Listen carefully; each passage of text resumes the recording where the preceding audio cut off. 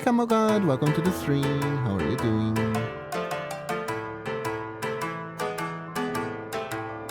Yes, you are.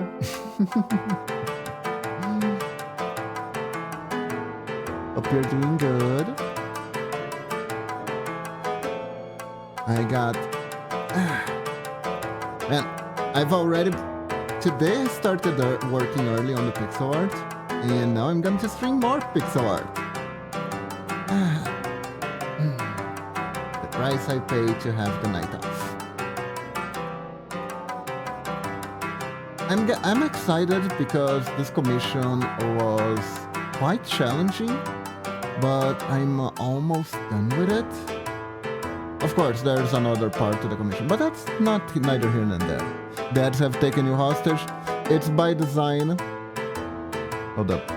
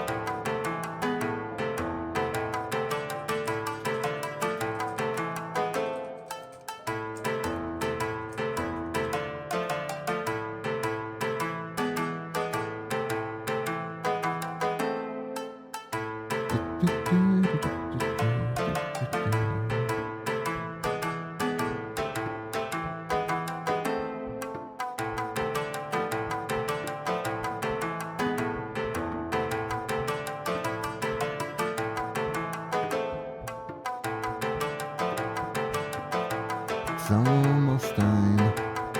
Dancing isn't real, I think. Dancing is real. But technically also it is made up by humans.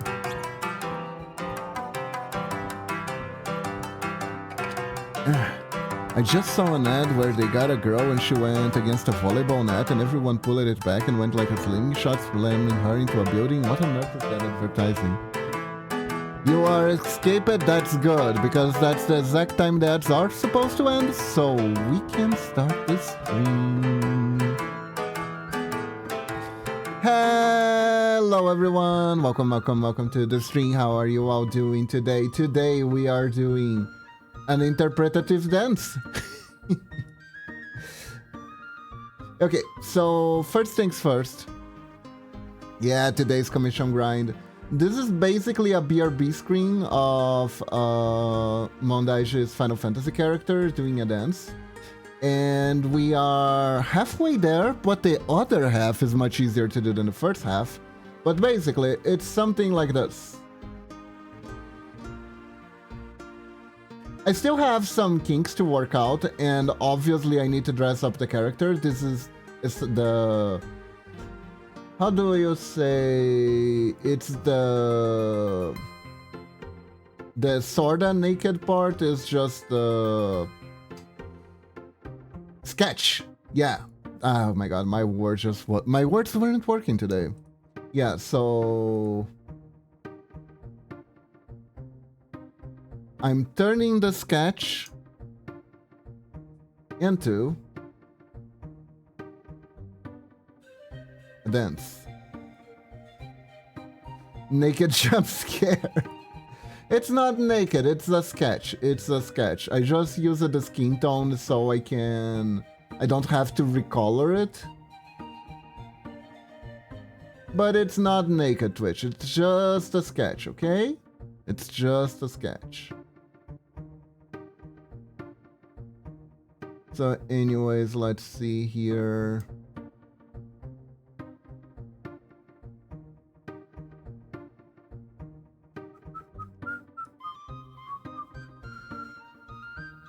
Man, so how's everyone doing today?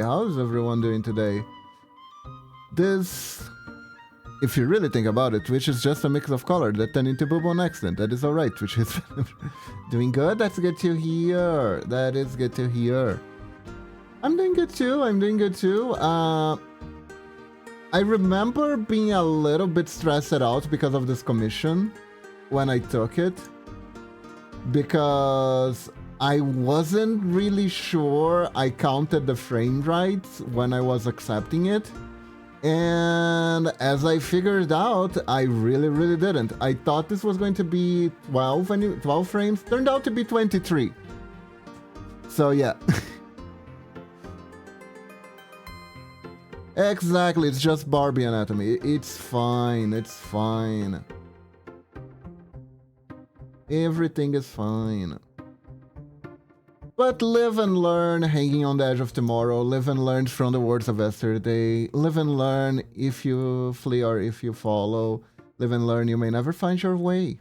Yes. Yes. So.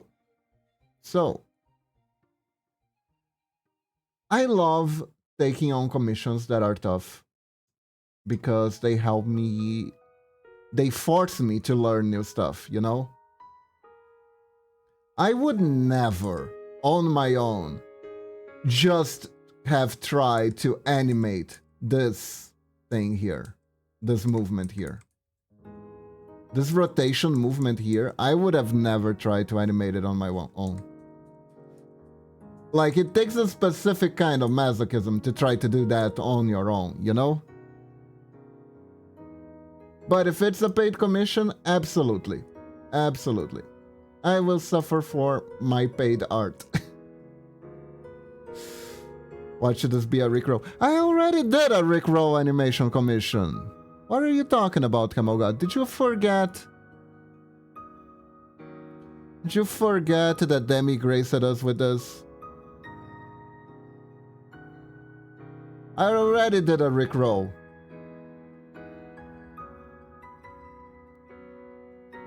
Right here. I should do your character hears of that. I should do a Kiba version of that and put it on the as an emote.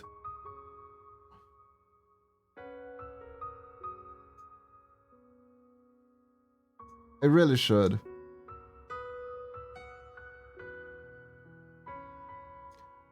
Now, you know what I should do? I should bring out the Never Gonna Give You Up, Let You Down music for my singing lessons and just do a karaoke where I just start singing it. That is what I should do.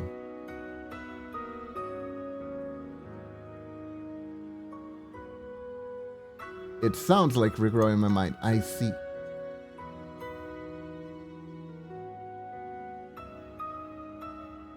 Okay, so let's see for the hand here.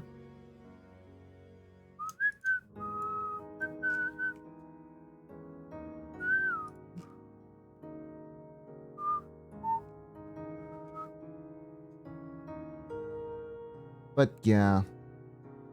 So, how have you guys been? Are you recovering from watching Ragnarok Online, the animation? Have you been cringing with fear? Have you been cringing with fear? I know I have. Man, that anime was a journey. That anime was such a journey. Such a beautiful train wreck of an anime. I really love the part where they left an entire... Yeah, it ended so quickly. It only took us, what, 4 months to go through it?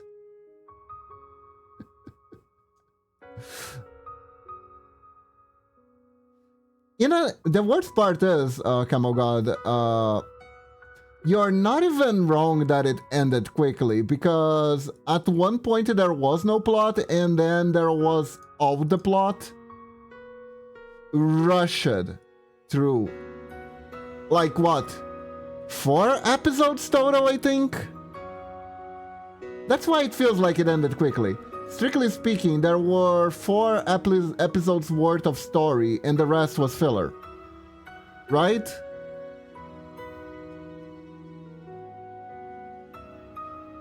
And canonically, the assassin got molested by the hunter who had his baby. And that was supposed to be a happy ending.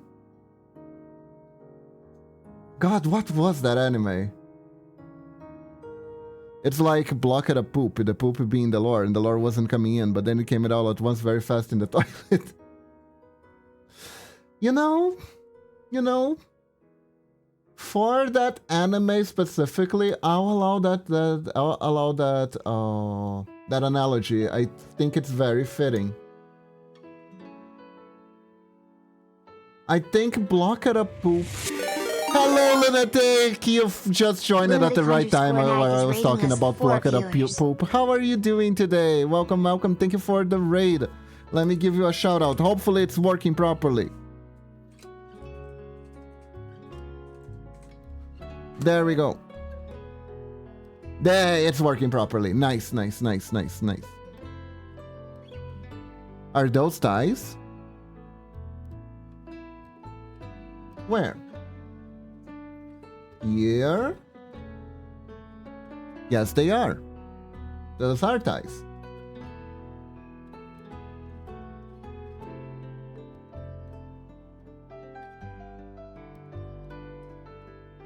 And also, yeah, these are legs. These are legs. I had to do... So, the story about this commission is basically... Mondaiji asked me to do it, and when I started, commissioned me to do like a bunch of different stuff, and when I got around to do this particular part of the commission, I realized she was wearing a different outfit from the outfit I usually draw her. So I messaged Mondaiji which outfit I was supposed to give her. But it took a while for him to answer because time zone sucks, etc. So I was like, well, the movement's pretty complex, so let's just sketch the movement first, and then I'll fix everything else. So now we're doing the fixing. Essentially now we're doing the fixing. So yeah, so some of this is not exactly completely proportional. We are gonna probably go through this like twice before I can fix everything from the sketch to the final work, but that's why we're here. That's why we're grinding. So yeah, that's why she looks naked. She looks naked because I am kinda lazy when doing sketches and I don't want to recolor everything. Usually these animation sketches, the way most people do it is they like put like one part of the body in green, one part of the body in red, one part of the body in blue, so it's easier to see the colors moving around when making the animations. But it's not really my style, so I don't use that as much.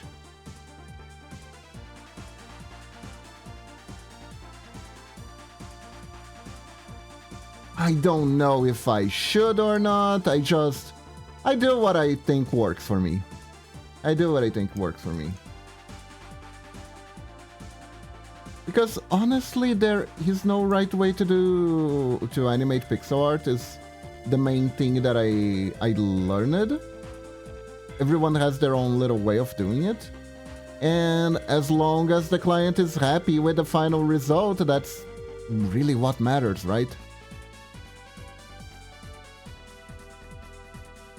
At the end of the day, the final product, being able to reach the final product is the most important thing.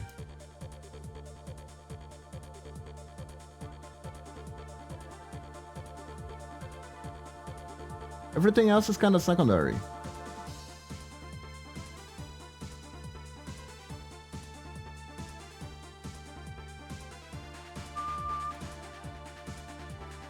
Like I was saying to chat, this is also a very complicated animation. And I will have to, there will be some adjustments that I'm going to make. like the length of the legs matter more as in for the animation wise, but there's a lot I'm gonna cover up when I do the pants, so I didn't felt the need to spend too much time in making it as accurate as possible, since it was gonna be covered up. But yeah.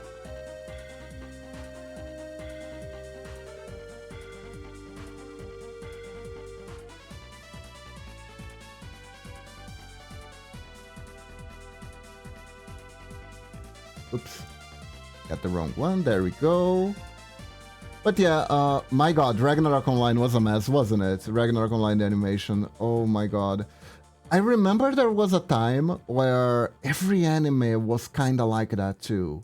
Like, you'd think Ragnarok Online, the Ragnarok Online anime was a train wreck. Let me tell you, most anime were exactly like that.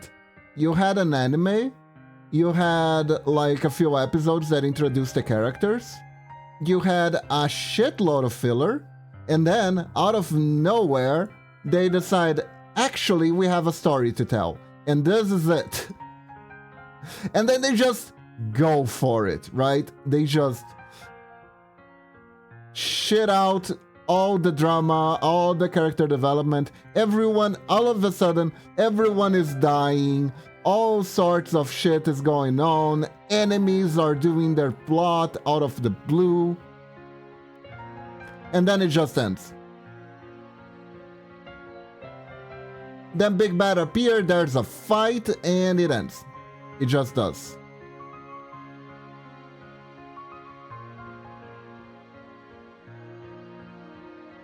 But like, Jesus Christ, that was... I think that was like the worst execution of that formula that I've seen. In a long time. In a long time. I think that... I remembered that there's an anime called Pumpkin Scissors on Lunatic Stream, right? And I think that anime kinda followed that formula as well. Where it introduced characters, it had a few monsters of the day thing, then around, I don't know, episode like 18, they decide that they need to have a plot with a main antagonist, so a main antagonist actually appears. I don't even remember if it was foreshadowing or not. Sometimes bonus points to the anime that actually foreshadows their villains, because that is not a thing that always happens. Although sometimes they do spend more time foreshadowing their villains than actually doing anything with them. So I don't know.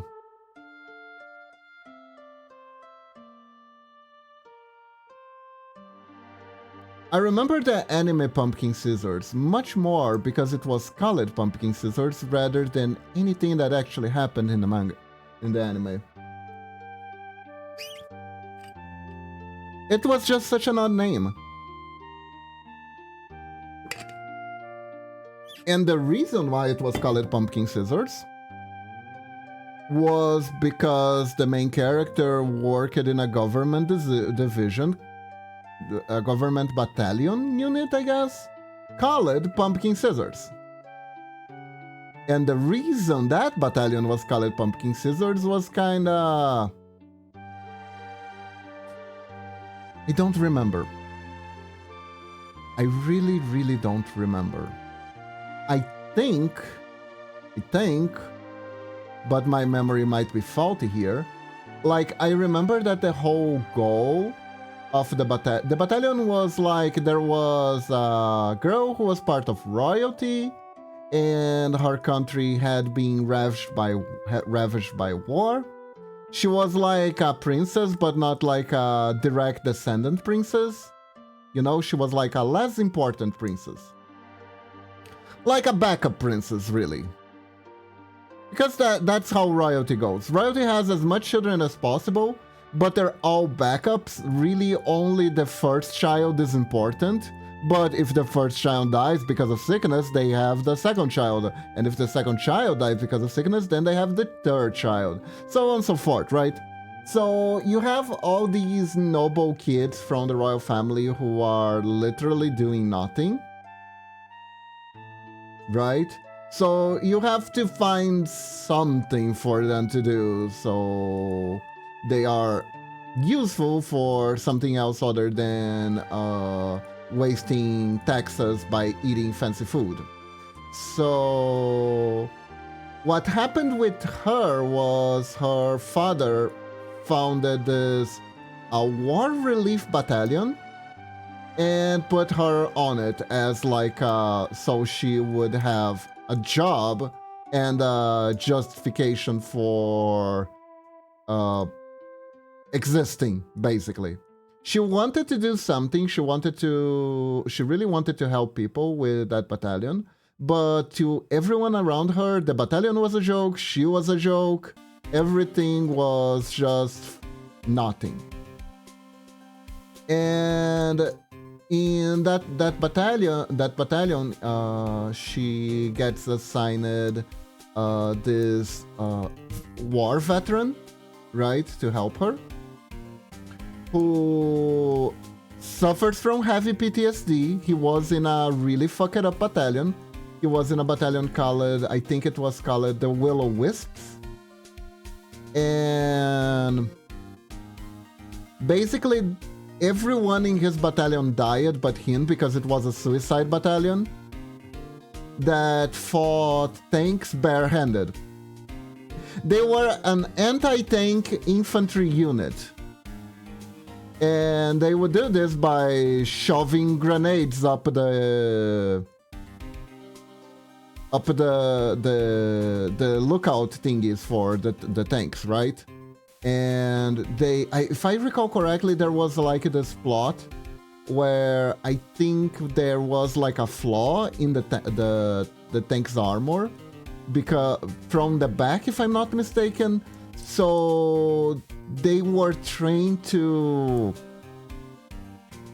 get in melee range from the tank and fire like the tank piercing shotgun shells on the tank in order to kill the passengers inside.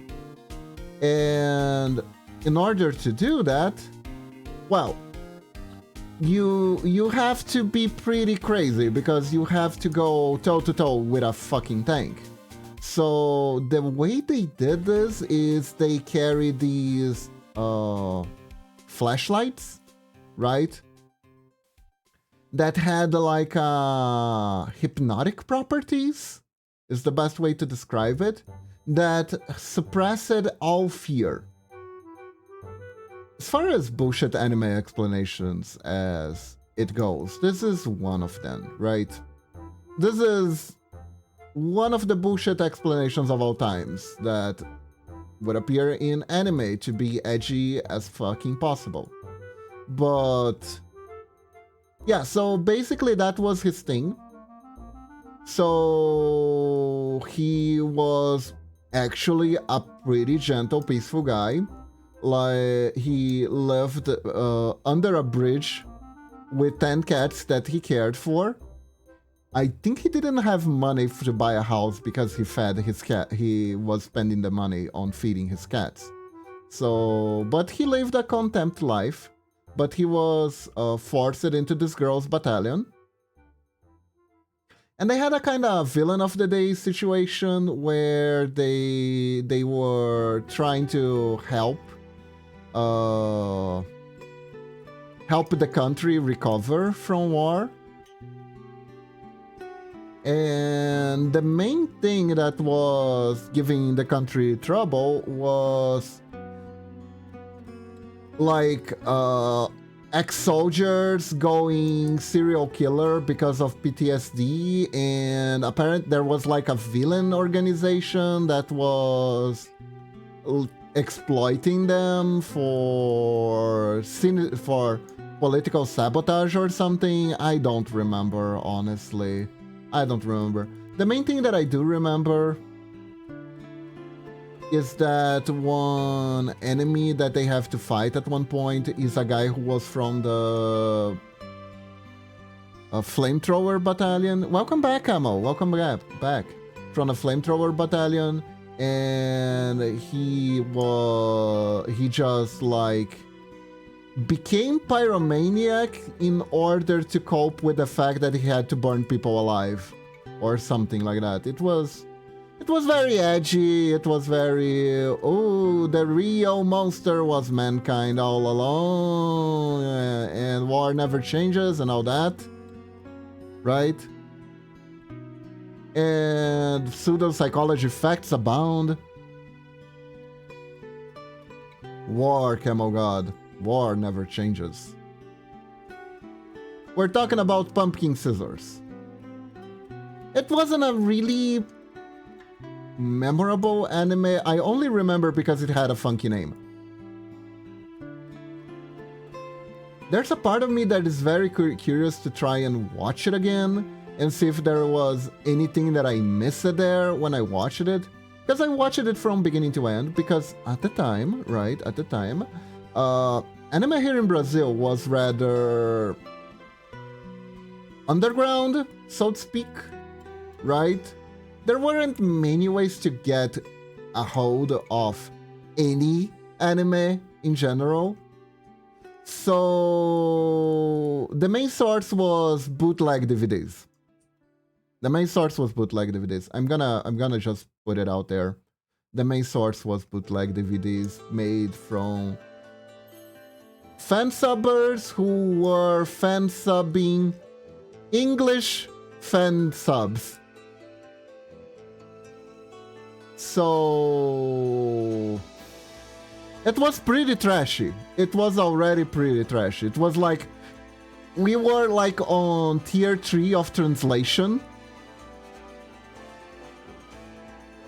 The fansub of the fansub. Might be a hot take, but I like bootleg stuff. Like, it's complicated, right? It's a thing. Bootleg stuff is...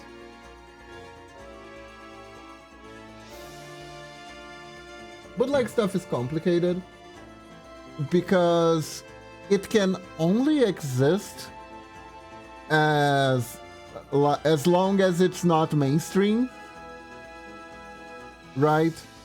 Because it's essentially parasitic, right? Which is why my stance on,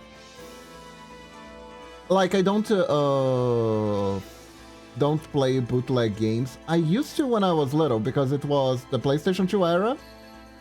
Like, it was the only way to get games here in Brazil. It was like the only way to get games here in Brazil. It was super hard. It was super hard to get games any other way.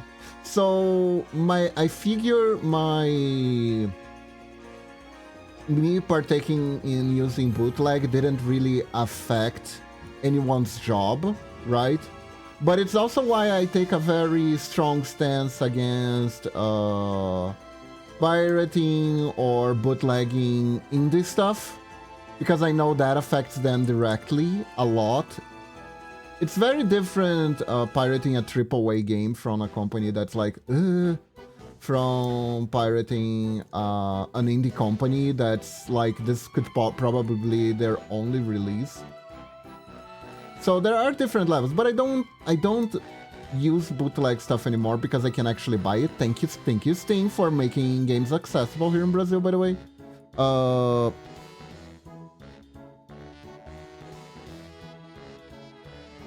yeah, that kind of stuff too, Camel God.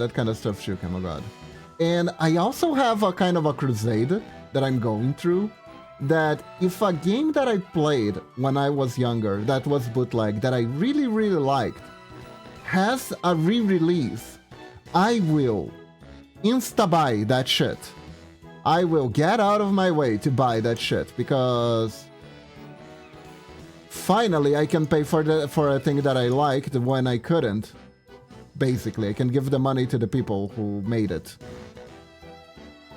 Don't know any pirate anymore. I didn't honestly think it was bad at the time. I remember legit giving Momokachi a link to Fireworks Mania, but it was a pirate website. Oh no. It's okay, Camel God. Long as you learned, you know?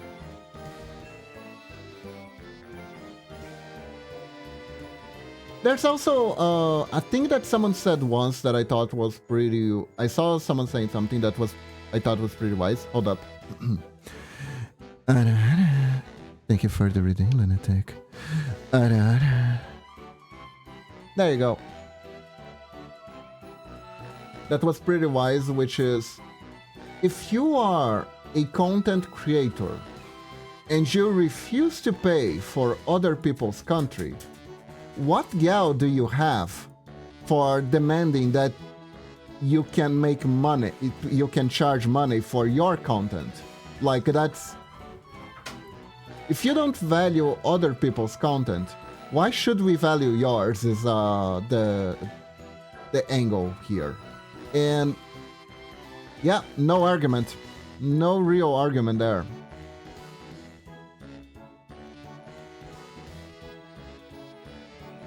Yeah, like, you don't even need to go as far as pirate. You just need to come up, demand that I do stuff, and never support my stream in any way possible. And you're already pretty much doing that in a sense. But yeah, it's like, why would you expect other people to pay you for stuff if you yourself don't respect other people who are trying to sell? Yes, you do, Camel God. Yes, you do.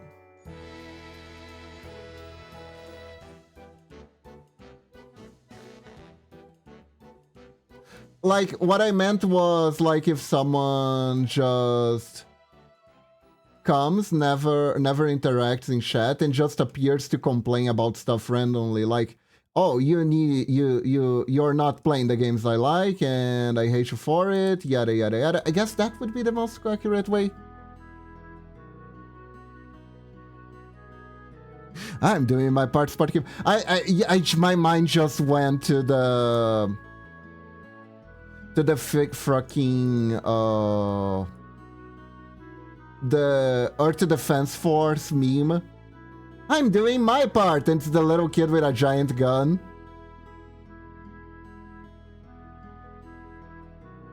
The 8 billion people that live on Earth. Look at this awesome streamer, everyone. You tagged the...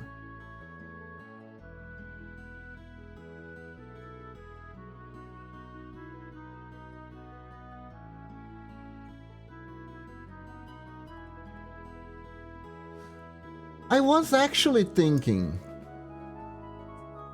I thought about something the other day, but then I realized it probably wouldn't. It would backfire. Because I'm gonna do a subathon in September, right? And I was thinking if I should add a follow-ton goal to the subathon. So it's not just not getting subs, but getting more follows for the channel to grow. But then I realized that if I did that and a bot raid decided to happen all of a sudden, all the goals would be met, and at the same time none of the goals would be met at all, and it would be a mess to clear up. So I kind of decided against it in the end. Unfortunately.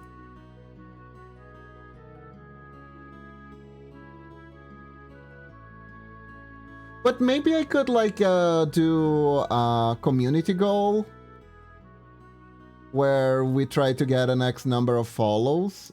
If we get an X number of follows by a Y amount of time, I do something. And the thing I was planning to do is Pangolin Epic Mount. Essentially, I'd make a version of the Ninjaling riding Pangolin, and it would be available for everyone because it's a community goal. And I would transfer, and all the hats that are available to the regular Ninjalings would be available to the Pangolin Epic Mount.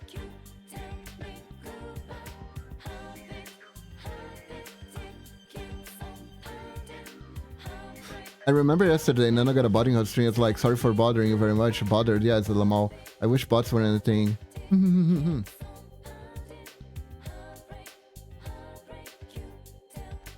Yeah. So that seems like it would be a fun reward for reaching. I want to say 1,000. I don't know if that's viable. We are at 460 so far.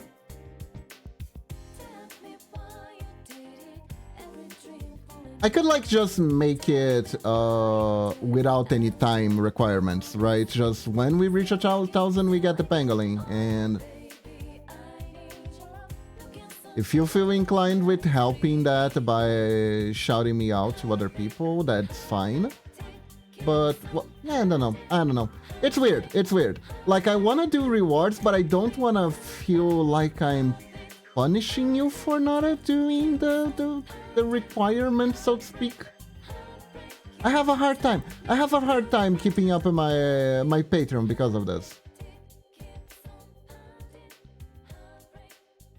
It's the... How do you say? There's a paradox in game design.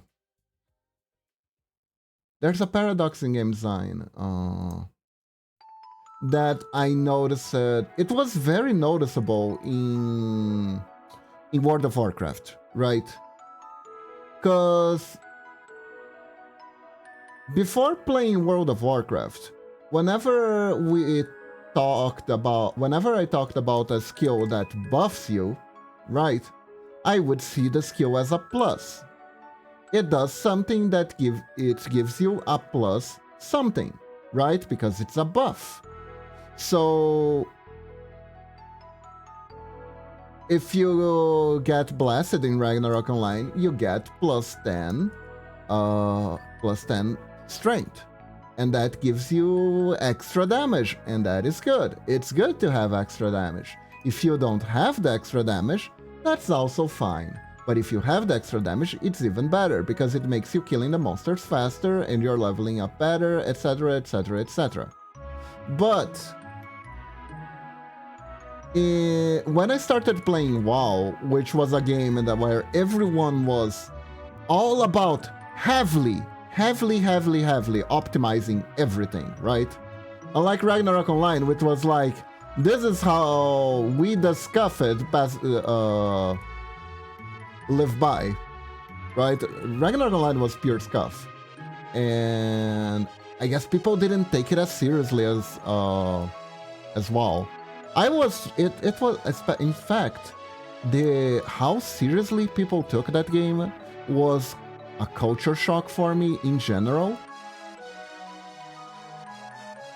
Because I never in my life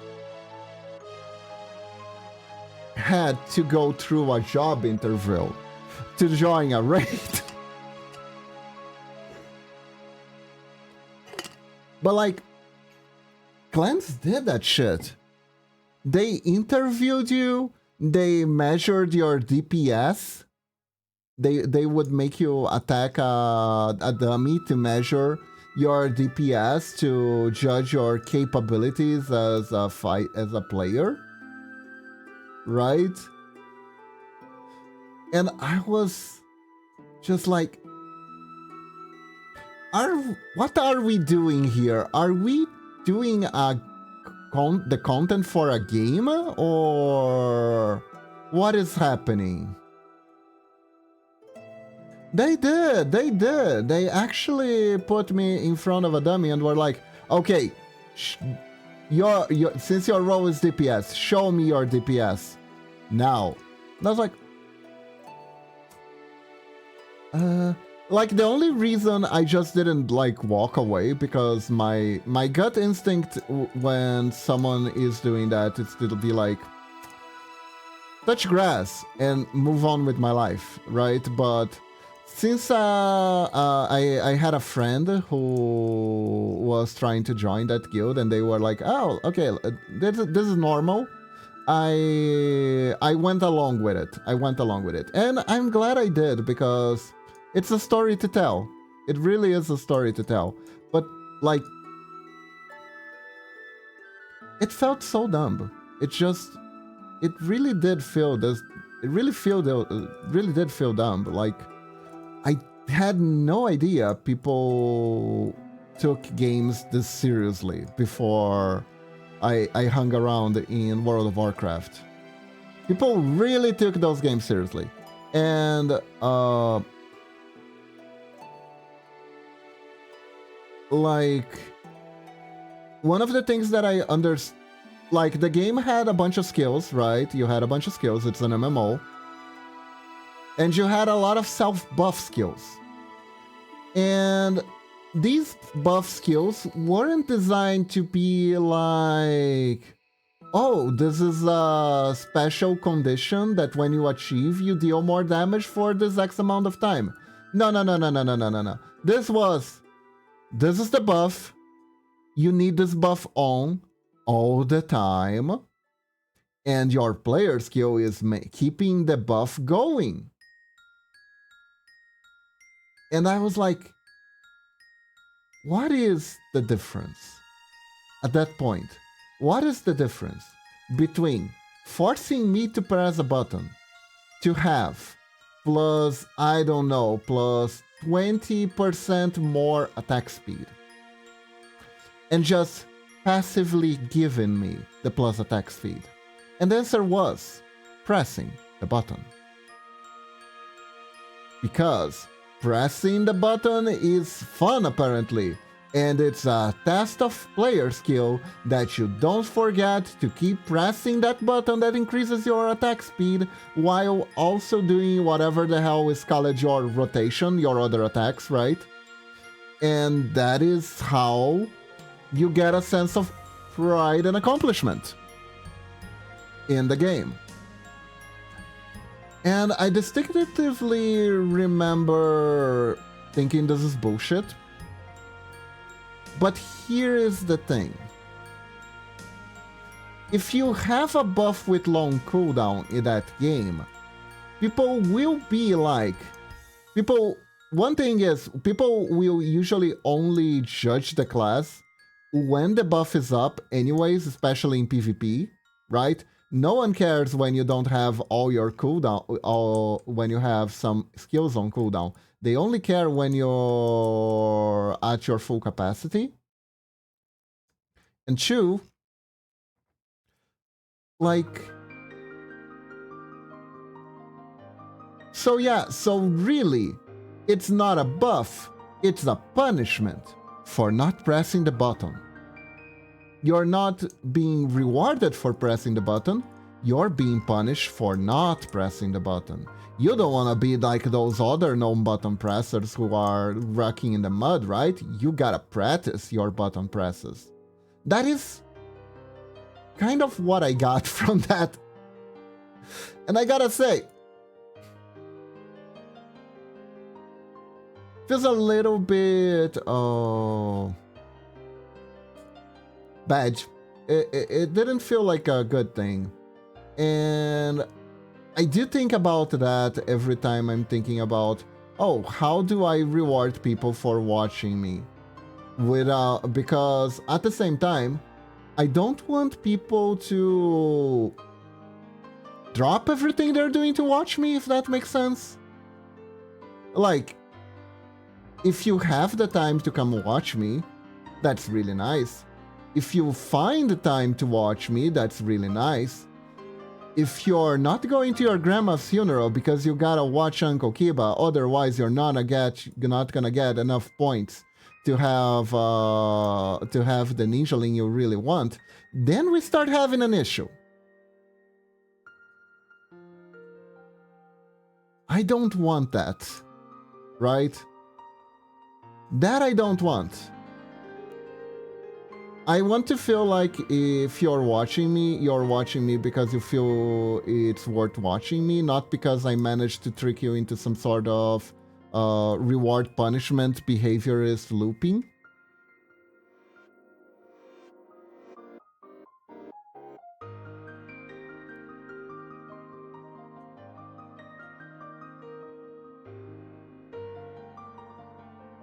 right? Because that feels a bit icky. That feels a bit icky. So there's still stuff I'm trying to figure out to see, and I'm 100% okay with that, Lunatic.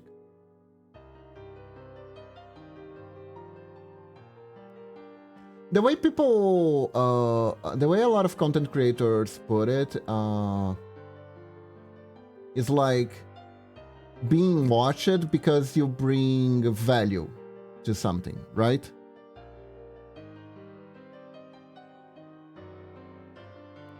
Because there is value in your content. Be that entertainment value, be that people call it educational value, even though it's usually just how to play games better or something. There are different kinds.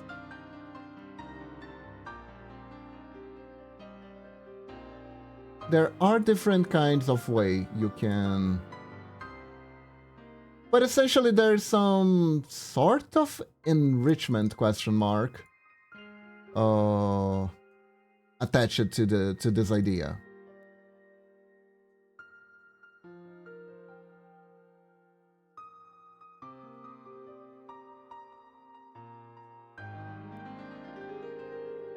And the thing that scares me the most, because I don't understand it fully, is the parasocial, the word parasocial. Because I don't really understand very well. I don't understand what behavior is considered parasocial and what's not. What is, if the line is... If it's actually really simple, or if there are like layers to it.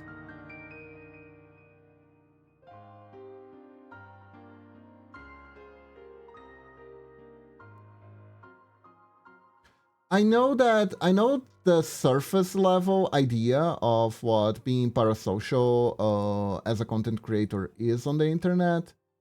Like the surface idea is trying to harbor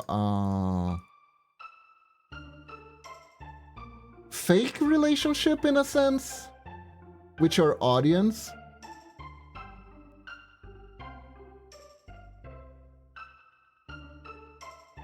Where it tends to like from a very cartoonish point of view, right?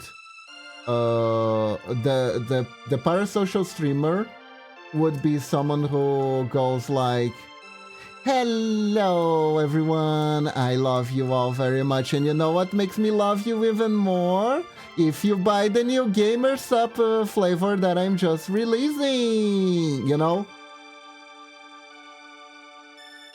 Remember, if you don't buy, you're gonna make me very sad. Also, you should play Raid Shadow Legends or I'm gonna be very mad at you." That basic thing. Like, that thing is easy to not do. That is a very easy thing to not do. But that's also very cartoonish. And I think if it was just a cartoonish thing, people wouldn't fall for it at all. So I think there are complexity layers involved, because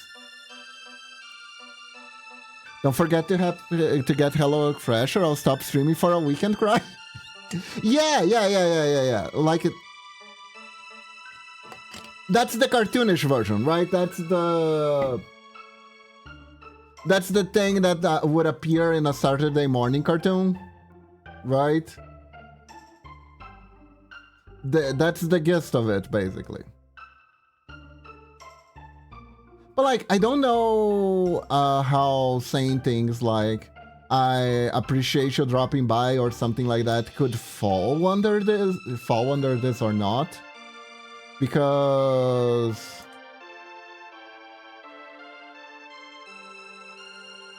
or if not addressing people having crushes on you immediately, shutting them down or something like that. I mean, I guess the addressing crushes thing could also be, right? Like, you... Especially if you act in a way that would encourage people to develop crushes on you. I remember there was there are a few practices. There was like this one streamer that had a wedding ring merch. That is pretty parasocial, right? Where you but will ever get a sponsorship? Yeah. Like there was like a promise. It was a promise ring, sorta. And she got into a whole lot of trouble because it got out that she had a boyfriend. So the people who bought the promise ring were indubitably upset. Like, yeah. Like it's not, but it at the same time it's like that isn't uncommon for idols to do, and it was in Japan, so there's also like, oh, but the girlfriend experience, and I didn't really, it's not supposed to be taken literally. I'm just doing the girlfriend experience sort of situation. So it gets really muddy. And I get really confused and a headache trying to think about that.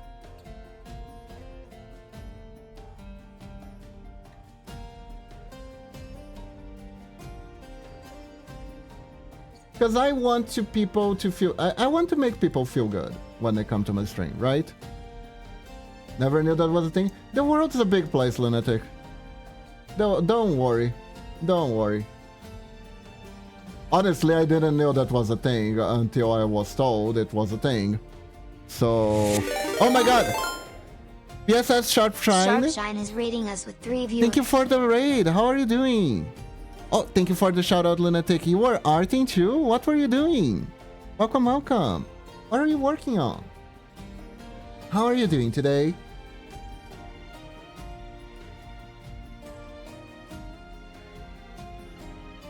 You did pixel art too? That's cool. What were you working on? Are you working on game assets? Are you just doing pixel art? Are you doing animation still? Tell me.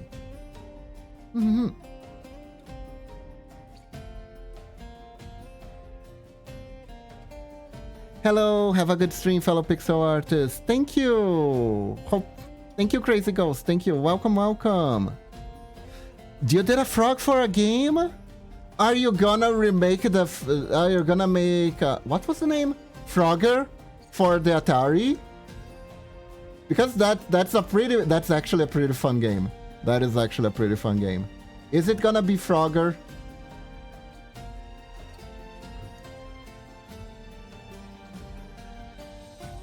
Or Frogger? Frogger tried to make a comeback during the PlayStation 1 era. Did not go well. My model is cool. Ah, thank you. Thank you. No Frogger remake. That's fine. But I'm glad to hear. My mother's cool. Thank you. I did it myself. Lunatic there did the rigging for me. Hold up.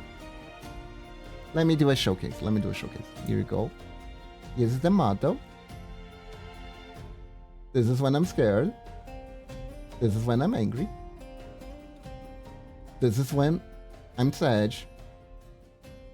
This is when I'm happy. This is when I'm thinking about burgers. This is me standing up. I like to sit more. This is me getting closer. This is me surprised. This is me cleaning the house.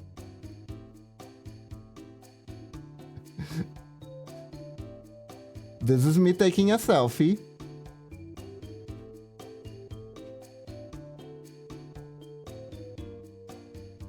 Get mode. This is me as a boy.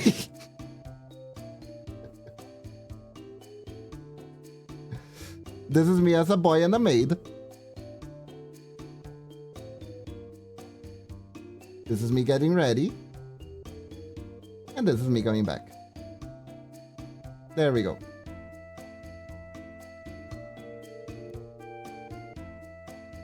Thank you, thank you, thank you, thank you.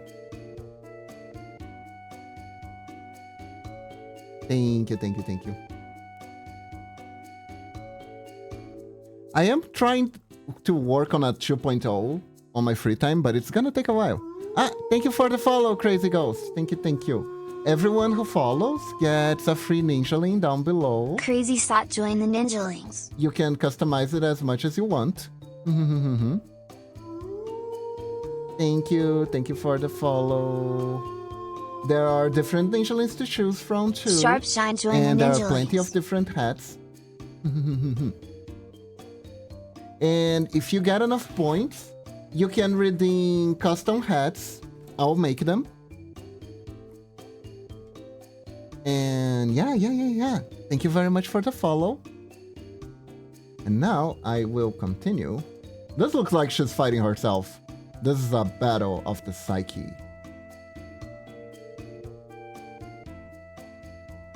Continue to give this poor girl some pants. It's very cold. I'll stay with OG Ninjaling. Come on, God, you won't be able to wear the new hats.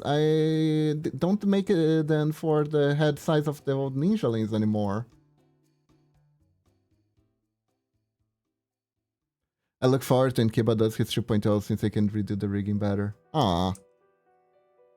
I'll try my best to also give you less of a headache while you're doing the re-rigging.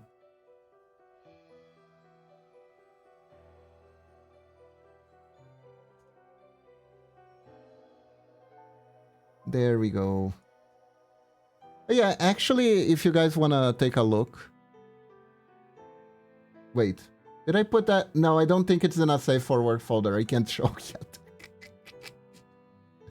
Not because of anything in the model, mind you. It's just because we might go through some things. But anyways, I have to go now. Have a good stream. Good luck, everyone. All right, PS Sharp Shine. Thank you very much for joining us. Go have a good rest. Have a good night. Let me just take off. Oh, it's getting slightly warmer. I took off one of the 3 jackets I'm wearing. How nice. I'm a wolf.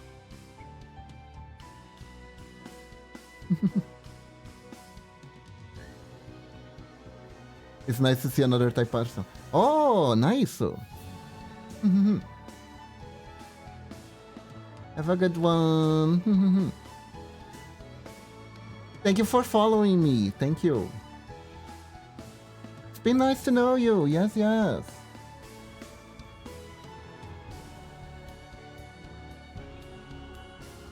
See. If I find you on Twitter, I'll follow. I always follow other pixel artists.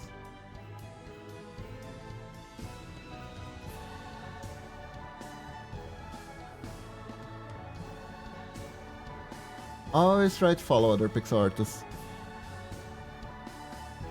Yes, I am from the distant and exotic land of Brazil.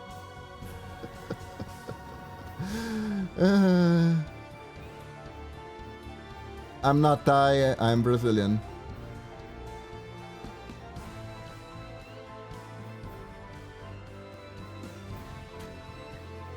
It's really hard to find a Thai food restaurant here in Brazil also, but we did it once. I thought it was pretty good.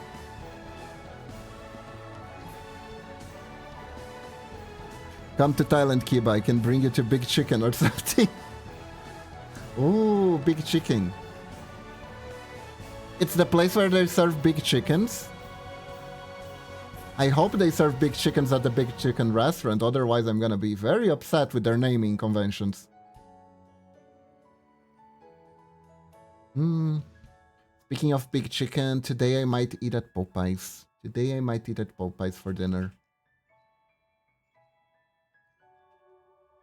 Yeah, Momochi. Uh-oh.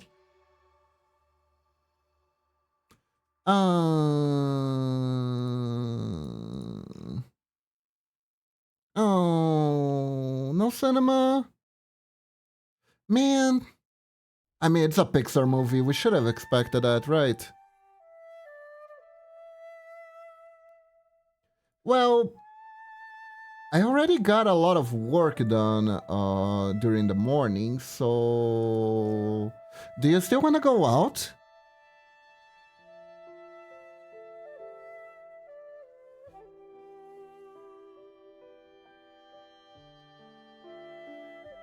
All right, we'll go out to eat someplace you want, as long as it's not like super ultra mega fancy. They don't serve big chickens, I think, but they have a giant chicken the size of a building outside.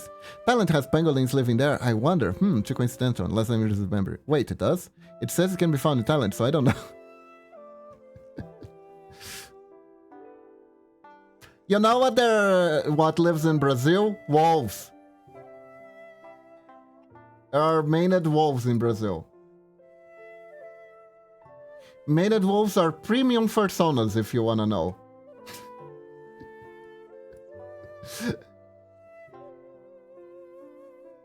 If the furry is feeling spicy and wants to be a wolf but doesn't want to be a plain wolf because there are already too many people with wolf personas, they will go for a maned wolf. Did you know that? The more you know.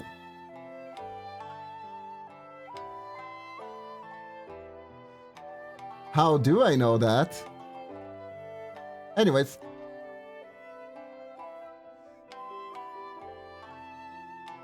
Okay, so actual answer, how do I know that, right? So there's...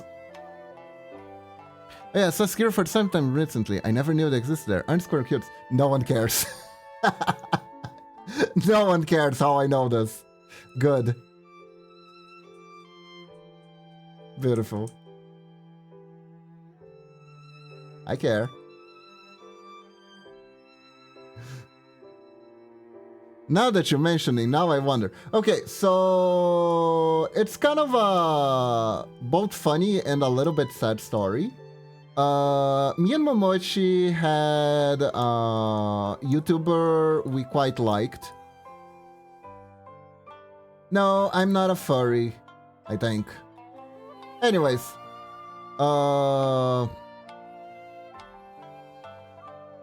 like, I'm not a furry, but furry art doesn't freak me out, so I don't know. But anyways, there was this content creator that me and Momochi really like. She even got merch from him. And his main form of content creation was reading haha funny Reddit posts, right? And one of the Reddit posts he read a lot out of was the Furry IRL Reddit, subreddit, which was basically a furry community on Reddit, sharing their struggles, memes of their struggles of being a furry, right?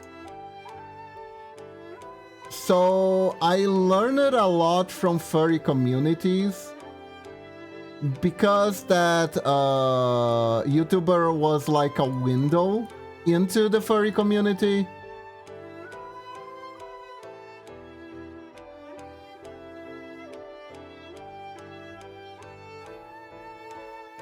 Right? So because of that, I learned a lot of things, like I think like 60% of furries are also LGBT in some capacity.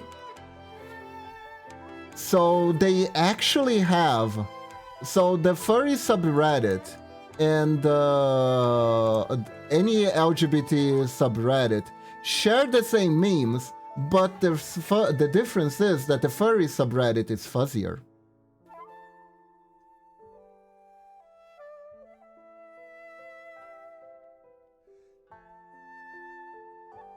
Gay, but furrier, essentially.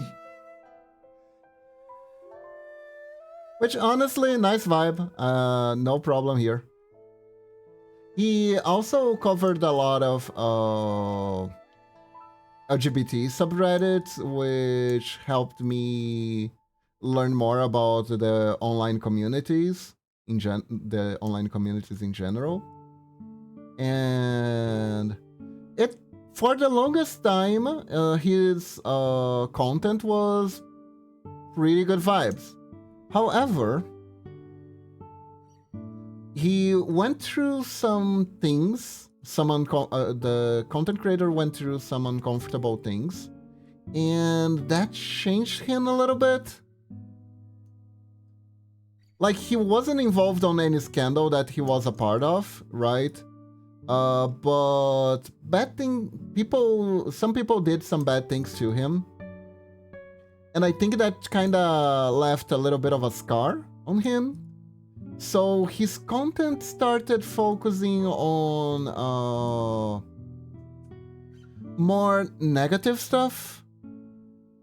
And he was still trying to be funny about it. It was still technically funny. Technically, it was still funny stuff. But it was also... It's stuff that's funny, but also if you watch too much of the content, it becomes like stressing and feels bad, right? Because it's like people being very stupid in a way that their stupidity can hurt other people.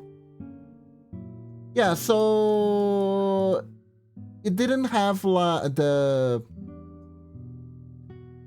basically there was a point where you couldn't watch like 2 videos from him in a row before you actually starts getting depressed. You actually starts getting like you know, a bit too much focus on cringe culture, I would say. It was a bit too much focus on cringe culture. And like, personally, I'm the type of person that if I get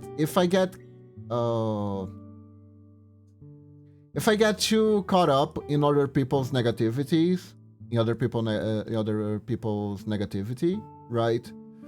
It will actually have a toll on my health. I like develop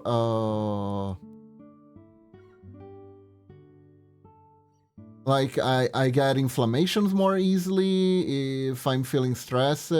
I get headaches, that sort of stuff, right? And sometimes just ruminating on these negative issues, like it's my job to fix it a little bit. So I don't have the mental energy to consume that kind of content.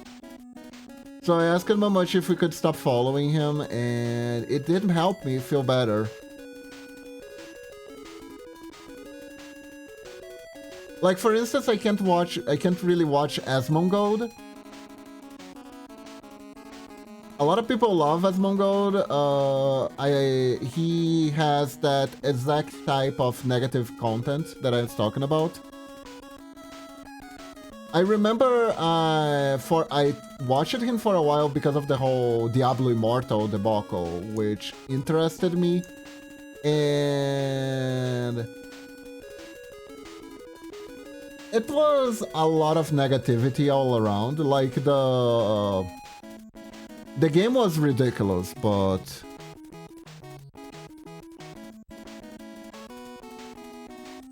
the game had a lot of ridiculous things and a lot of bad takes from the industry and etc. But like, immersing myself in all that negativity actually, like, I got sicker more easily, stuff like that. So I just don't. I like to keep my vibes positive. I like to keep my vibes as positive as possible. And I like strange, weird things, right? I like to make fun of stuff that's strange. I like to at least try to be as lighthearted about it as possible. But I also worry if I delve too much in the negative every now and again, because I don't want to feel like that. I don't want to make anyone feel like that, you know?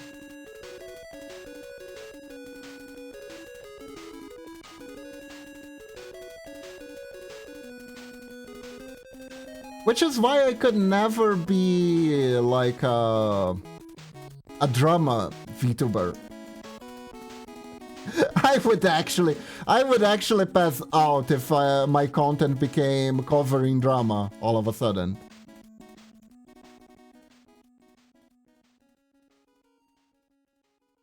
I've actually seen Smagon in public. I don't know anything about him. Says, what does Smagon stream about? Oh my god, Lamau, that would be bad. Yeah, pretty much. And look, there's always a lot of stuff to talk about in the VTubing community about this sort of stuff. But like, that's not for me. That is absolutely not for me.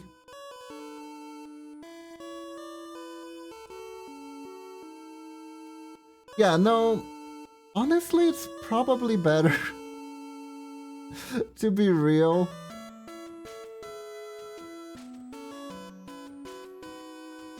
World already has enough troubles as it is. You don't really need to go sniffing out for them, you know?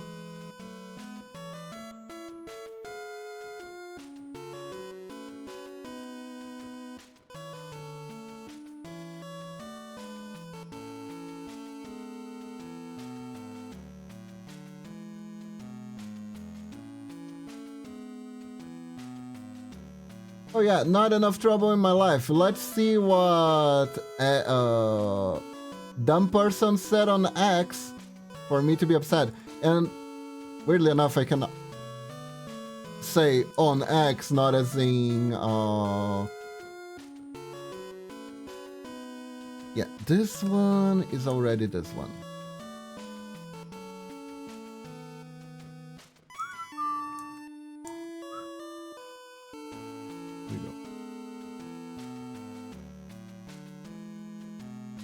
You already learned you don't like drama, so luckily streaming about drama won't happen. Exactly.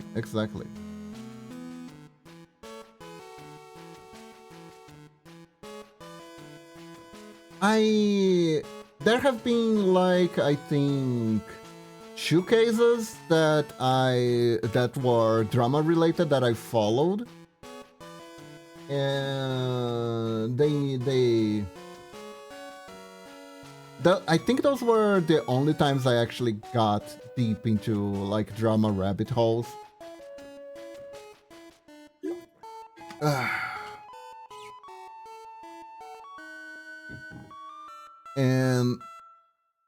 But honestly, after that, it's like, nah, not worth it, fam, not worth it.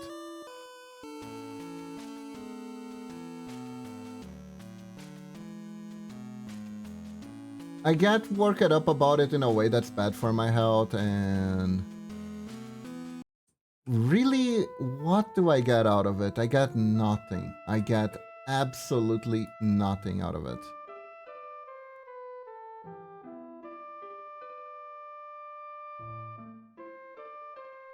I'll let the drama people drama all they want, and I'm gonna just sit here and try to do the best job I can with doing pretty pixel arts.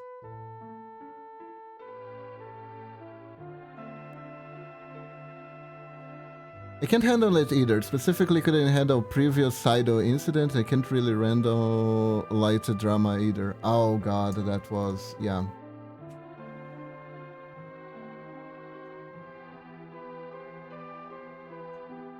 That one was a shit show, huh? I don't, by the way, hope you don't mind me not talking about it, because I don't even know what I could say either way, so let's not.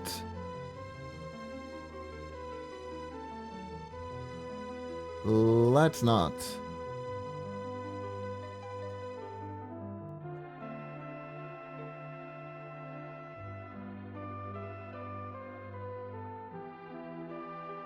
Basically, I just stay away from that drama, so I don't know anything.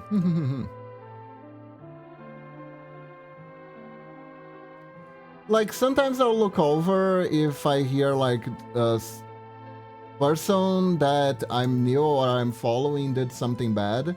I'll just look up and try to see what actually happened. but I'll avoid dwelling on it. It's just gonna be like, okay, so did this happen? Is this worth boycotting or not? Okay. And then just move on. Just move on.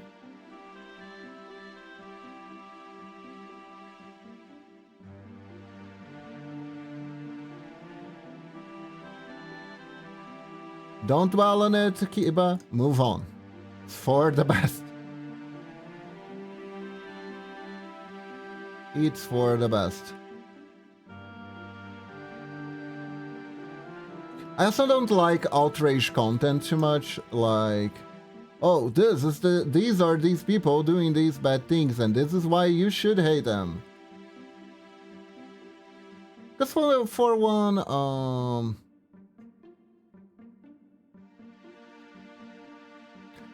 it's weird, right? Like, Christianity has some really good answers to a lot of stuff, but I feel like the Christians never really use that.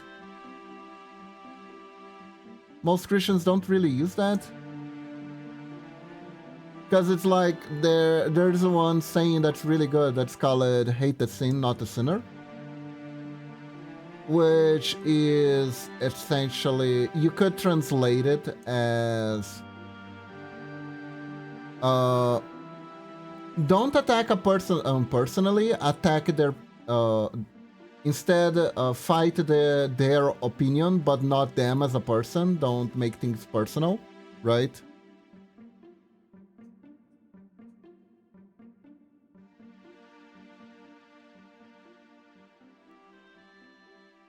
Which is a really good skill to have. Being able to tackle another person's belief without making it about them, I think is like the skill set that the person who is responsible for world peace needs to have, honestly.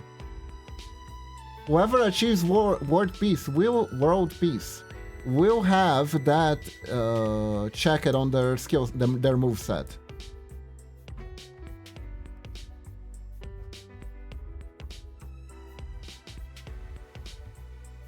Because it's one thing saying like, well, this isn't a correct opinion, and it's another thing being like, this isn't a correct opinion, and you're an idiot for thinking it is, right?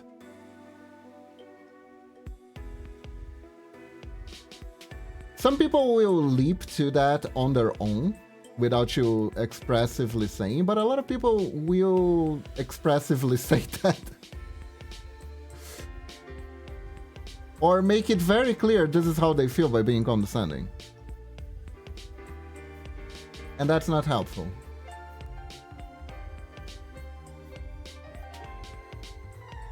That unfortunately isn't helpful because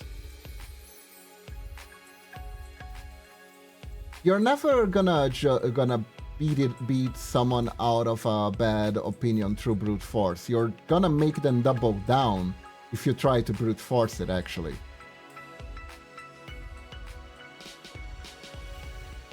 And if you're not trying to change someone's opinion about something that's bad, why are you even engaging with them at all at that point, right?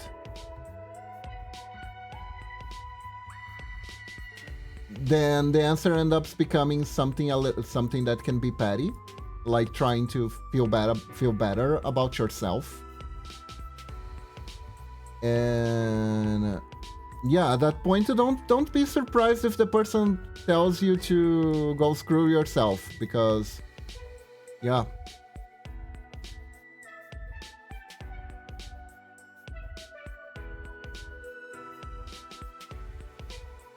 You're trying to get a job, graduate, privilege of spirits, base stuff, yeah, world peace. World peace. This is a world of peace and love, okay? Man, I still need to watch Trigun. Like I said this a million times, and I'll say it a million more. I am a sucker for characters for wandering characters who have like a weird pacifist vow that keeps making their lives hard for themselves, but they are resolute in keeping it.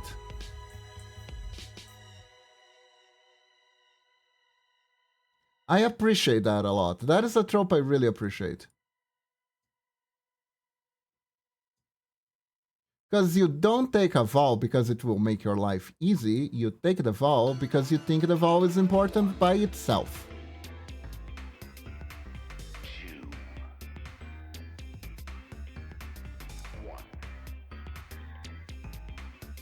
World peace, exactly.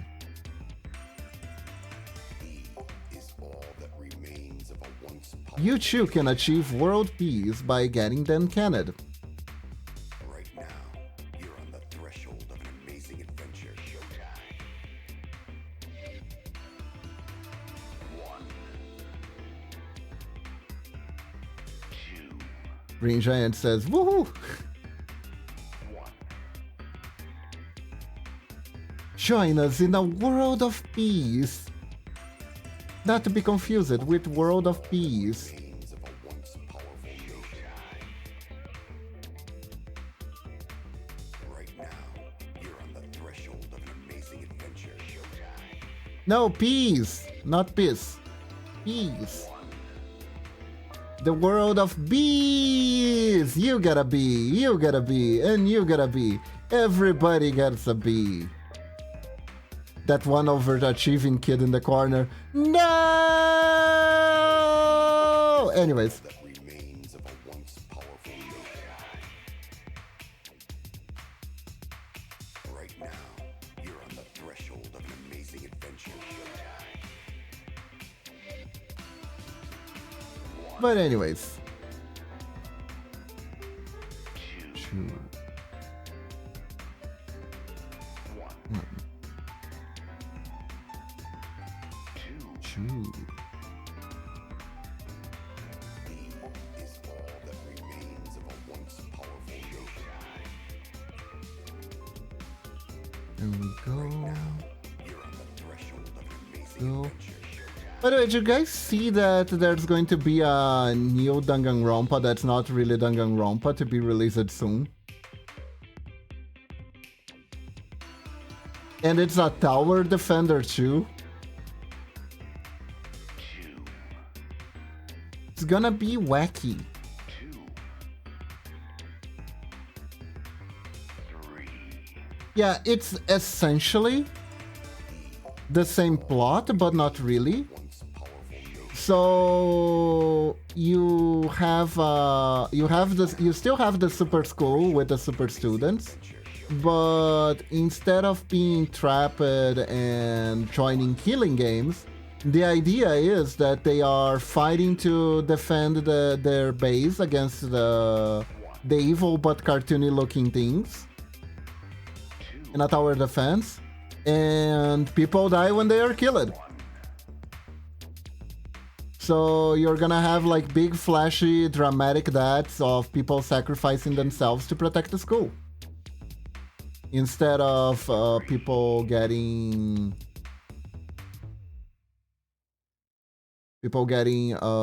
slaughtered by their friends. So it's gonna have in a sense a completely different vibe than regular Danganronpa. Hey kitty kitty, welcome to the stream. How are you doing? Hope you're doing good.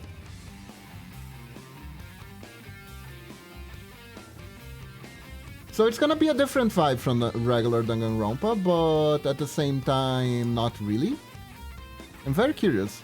Your dad? Oh no, that's bad. Come here. Have a rest. Have a rest. Yes. I was talking about Tower Defense Danganronpa that will be released either this year or next year. I'm not entirely sure. Have an eternal rest. Maybe if I was like a villain or horror VTuber, but nah. Hato vetoed me out. Did I tell this that Hato vetoed me out of being a villain VTuber? I remember I was talking with Hato once about where I was going with my VTuber identity. And like I said, that I thought about if I could be a villain VTuber.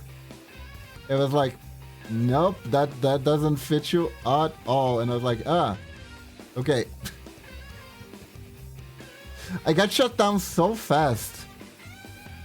And Mamachi joined him too, so I got shut down doubly. I think I need someone revivify. Oh.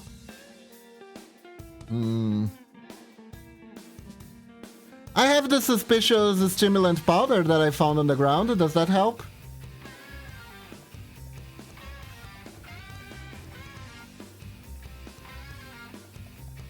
Villain does not suit Kiba at all, unless card games. Hey, I've been playing a clean deck for a while now on Master Duel. Got a whole lot less people just straight up trying to stall for time. Kiba is a menace, not a villain. What's the difference? Hold up. Hold up. Now you piqued my curiosity. What's the difference? What is the difference between being a menace and a villain?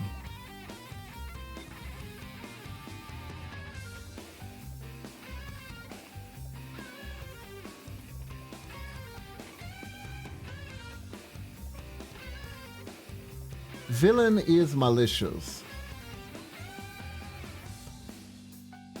Huh. The amount of dead people. Huh. But no one ever died from a card game before. Unless... Oh! Speaking of dying from card games. There used to be this manga that I can't remember the name. But guys, you gotta trust me. It's totally real, I swear. I didn't dream this. There was this manga that was like edgier Yu-Gi-Oh! Where people play this card game that was literally a that game, right? And it was just people dying left and right because they kept summoning the monster cards and the monsters started squishing them. It was wild. It was wild. The protagonist was just some guy that got trapped by a cult, and the cult bounded him with one of the monster cards, and he just had to fight for his life because he had to be the last man standing. And then it's just people attacking him left and right, and he just trying to get away and not play the card game at all. It was super bizarre. I don't remember the name, unfortunately, and I never saw how it ended, but it was super weird. And apparently, it was a card game real life, because oddly enough, even though the guy had every reason to hate the card game, there was like a promotional part of the manga where he just joins a tournament of the regular paper card game. He's like, huh, when I'm not fighting for my life, this game is actually pretty fun. And that was kind of their tagline. It's fun when you don't have to die to play.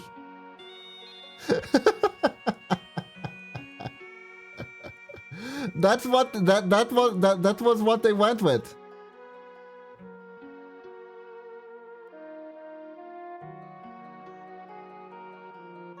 Man, with marketing like that, I'm surprised that they didn't go far, you know?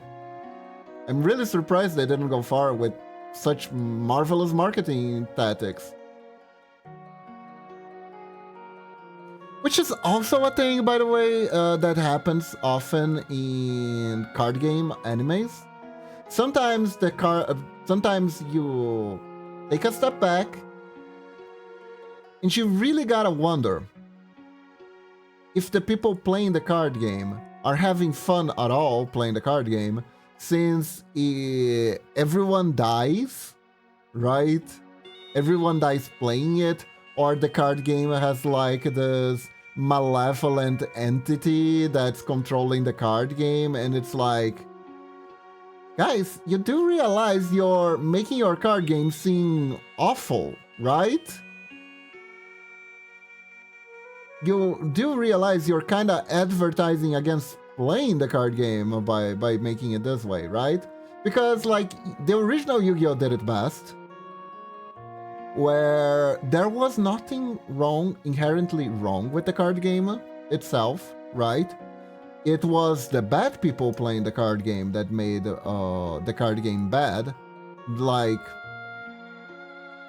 there was nothing inherently wrong with Yu-Gi-Oh! Yu-Gi-Oh! Was a fun game, but unfortunately, some people were using it as a vehicle for their cruelty, right? So, it's not the card game's fault that there's a cycle that traps you to a chainsaw and forces you to play the card game, otherwise you're gonna get your feet chopped off. And that's where the protagonist comes in to clear the corruption of the card game, so to speak, right? But these card games that are just survival games, these concepts where the card game is a survival game, right? And people are dying because the magic power of the cards does that. That is, yeah, that is not. That's like trying to convince people to become magical girls by showing them Madoka, you know? That's a good way to convince someone to not be a magical girl.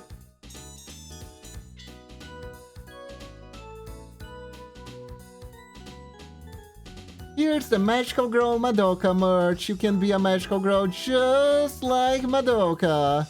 Have your own Kyubey. No, wait, they actually did that, didn't they? And the Kyubey sold like hotcakes.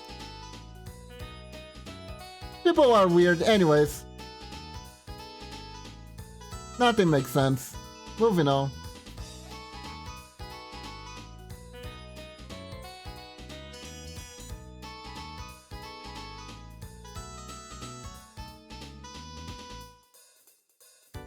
I mean, that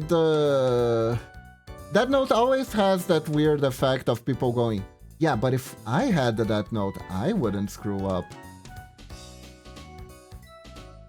This music is awesome, isn't it, Camel God? It's from Breath of Fire.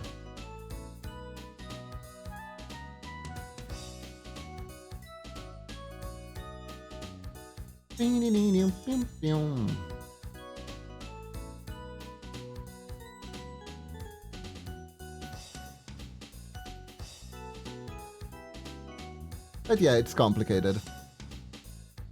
BRB, alright, Lunatic. See. Like, there are people who watched Ragnarok Online at the animation and actually started playing Ragnarok Online because of it.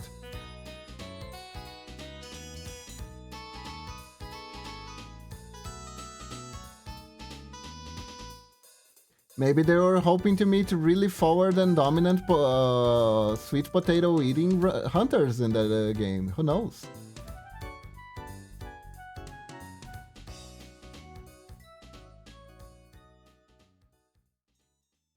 Who knows?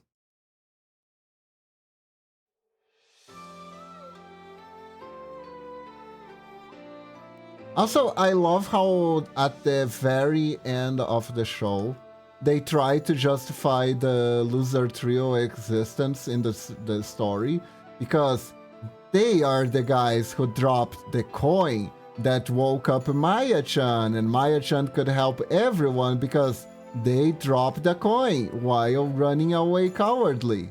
They're useful, see? They're useful.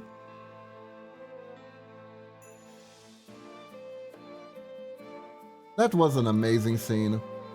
Every scene in that anime is amazing, for all the wrong reasons. I love it. I really do. I don't think there's another anime that is capable of making me of summoning so many weird emotions in me than that one.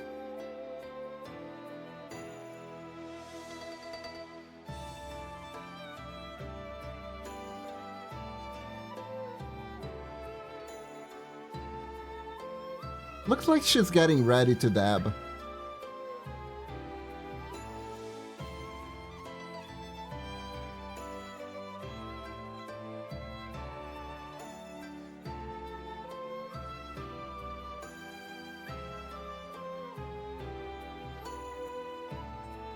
Okay.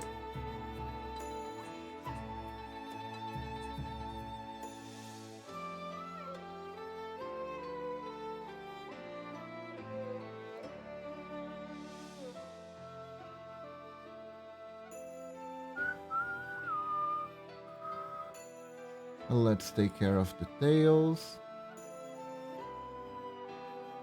Details, get it?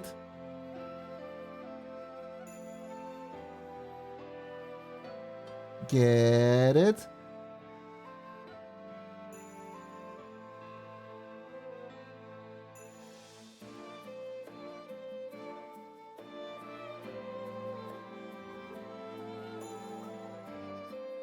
Mm-hmm.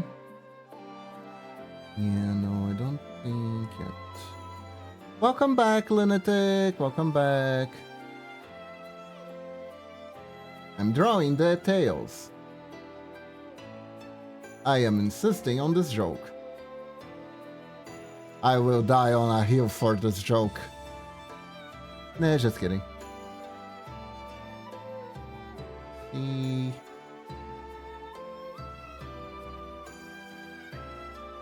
Go.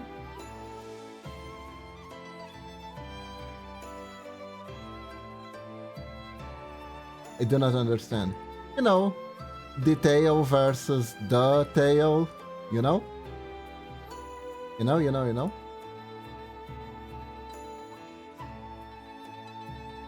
Yeah, you know a joke is really good when you have to explain it. That's how you know the joke stopped quality.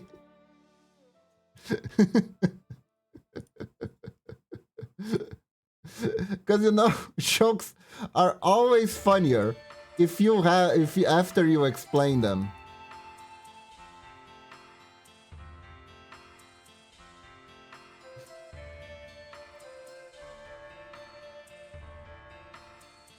That's absolutely how that works. Thank you for the pet.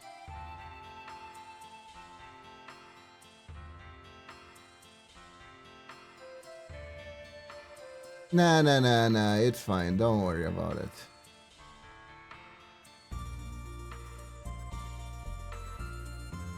I made the joke full aware it was kinda lame. Don't worry about it. I knew what I was signing up into.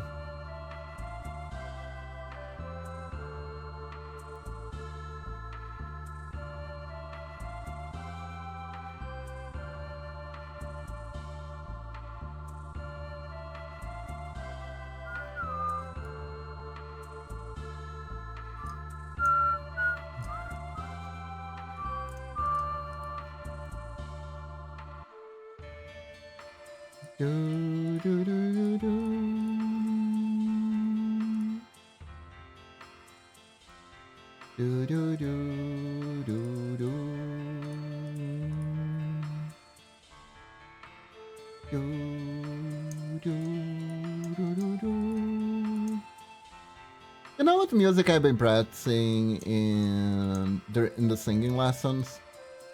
Stains of Time. The Revengeance one.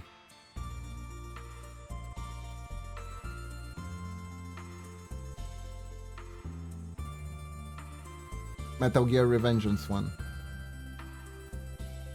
Have no idea what that is. Really? Hato uses those musics a lot during his streams.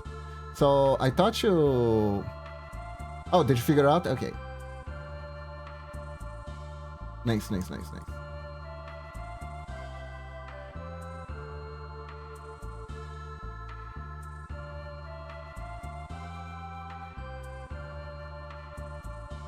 Man, I am sad. I had a fully functioning I have a fully functional copy of Metal Gear Revengeance, but I can't play it because it requires a PlayStation 3. And my PlayStation 3 decided to go kapoof somewhere around last year.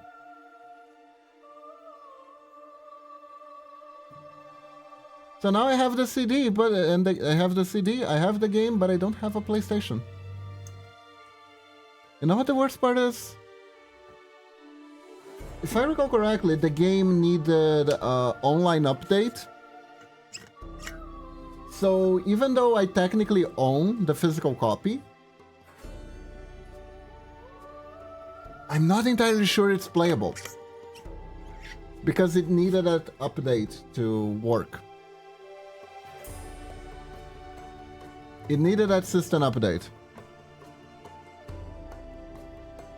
Is this Divinity Original Sin? No, it is not. It is The Witcher. This is Witcher music.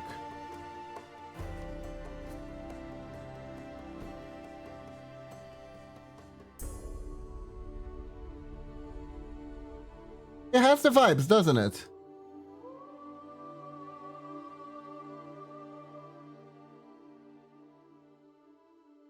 But this is in fact the Witcher music. Which is a game we need to get Momwichi to play.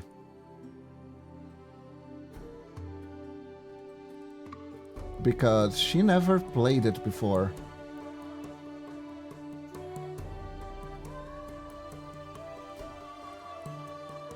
Like, it's a really good thing to not have played something that is very popular, you know? Because you get to react to it like it's the first time. Because it is the first time for you. And there are plenty of people who are very nostalgic about these games, who feel very validated if you react positively to them.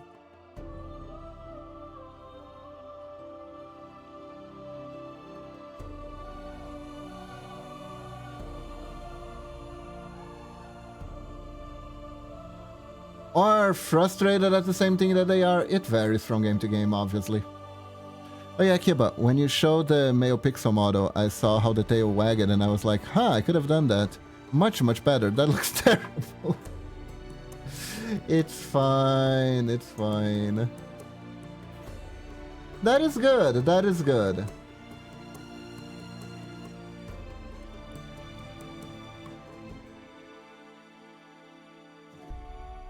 Now that your standards are increasing, there is also... but I think you'll knock that one out of the park easily. There's also a secondary challenge that comes with that, which is the challenge of not judging newer artists too harshly. And remembering where you came from, always. Because there is such a thing that's called, I think I talked about this before. There's such a thing called, it's like an information bias. I don't remember the right name. That is basically how you forget. You have difficulty empathizing with people who don't have your particular knowledge of something. So you forget what it's like to not know something.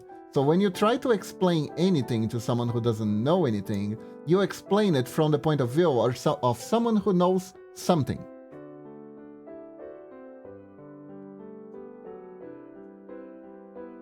Right? So that makes it harder to talk to people or sometimes empathize with the mistakes that they make because, yeah, I've been there. I made those mistakes myself. I know exactly what those are. Some people tend to like delete that part of their brain and be like, how can you do this mistake? No one does this mistake. I don't do this mistake anymore. And I never did. I don't know what you're talking about.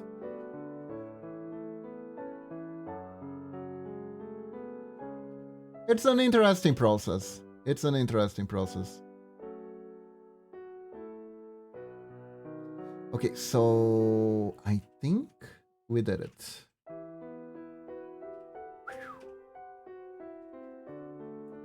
So now I need to figure out why some of it looks stuttery, right? And we are gonna do that.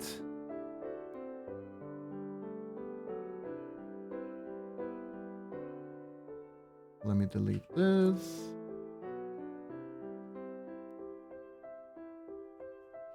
It reminds me that apparently I am somewhat of a decent teacher. That's good.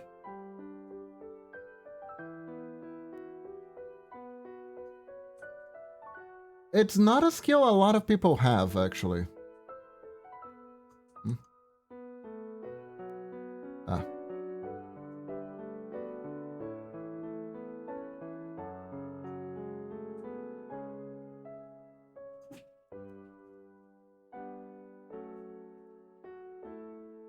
Good teachers really need to be valued more.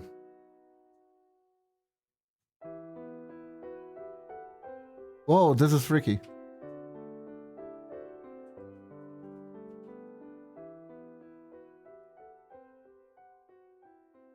Now let me do this.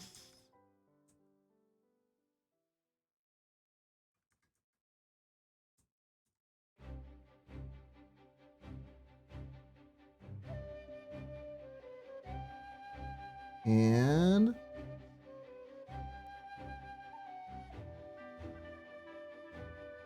oh, I think I found a mistake here. There we go.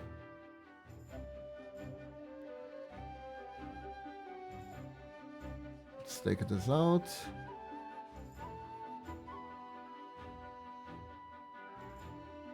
And here. There we go. Okay, so let's see how it's going.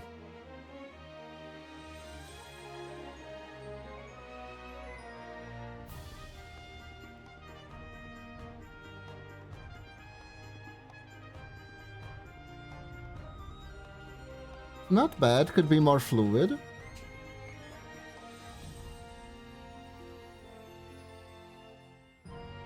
Where the fluidity falters is the real question. So here,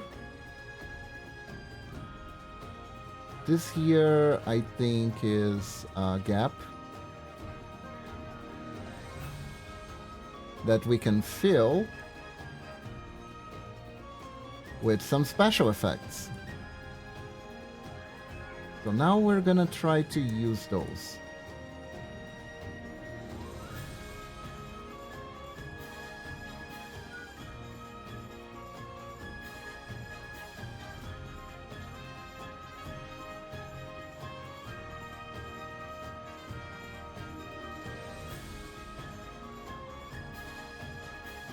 Here.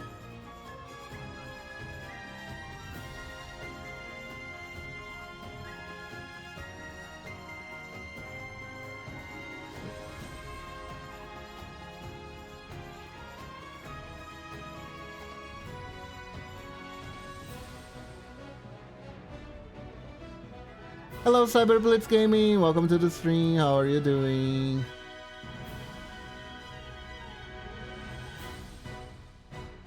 I remember during school I started understanding how it felt to be a teacher since I was teaching a classmate programming and even went to the teacher to request teaching resource for it. It was a wild experience. Nice!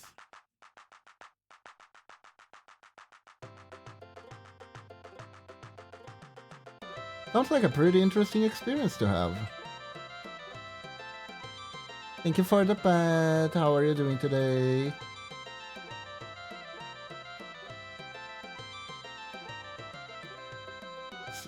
So.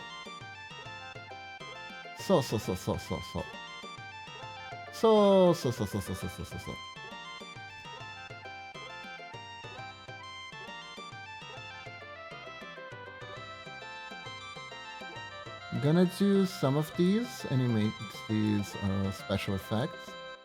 The blur motion is gonna link the frames that aren't linked 100% probably, possible.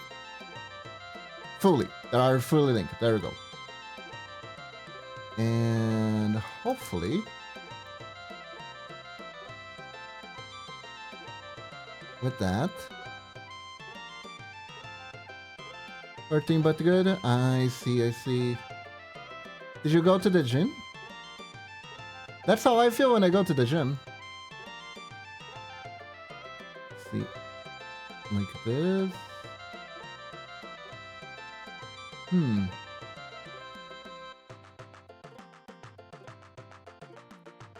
There we go.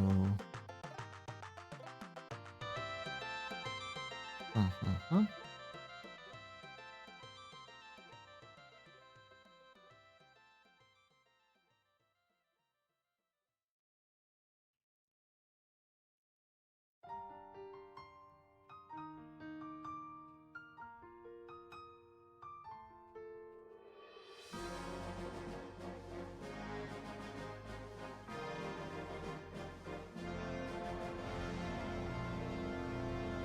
Okay, so I'm trying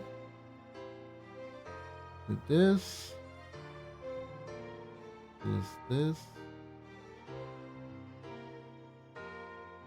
Look at all that work that I did over there being all covered up by blur lines. What are you gonna do about it, right?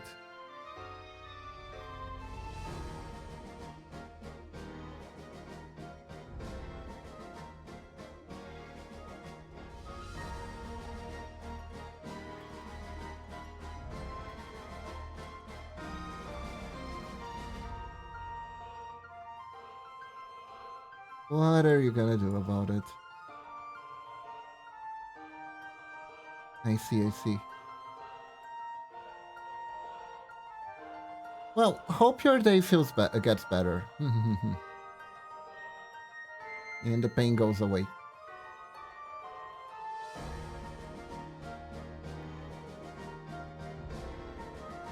Let's see here.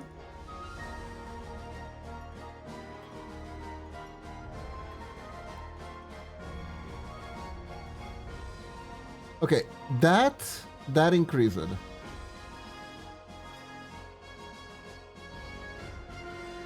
See? See how that helped? See how that helped the animation to feel more fluid? I didn't have to add any extra frames.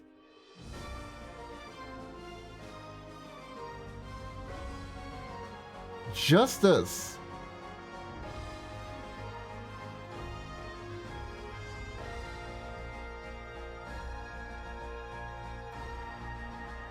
They are. It's always, however, a risk using them too much, right?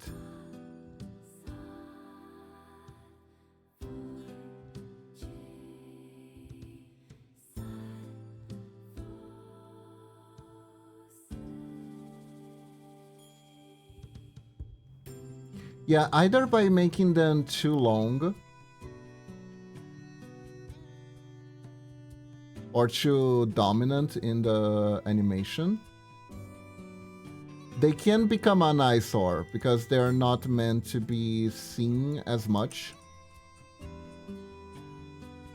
Like, I could use a smear frame, a smaller smear frame here, I think, because the movement is lesser or none at all on this frame.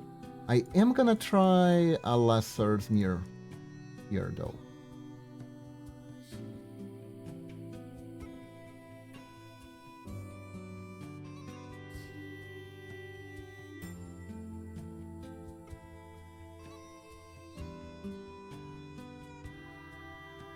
Let's see.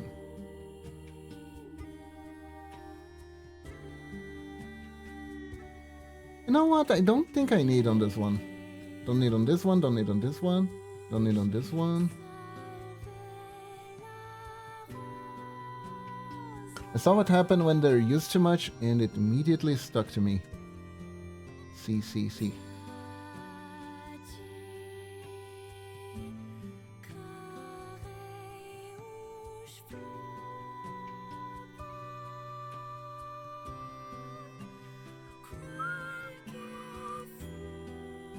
I think this jump is too high.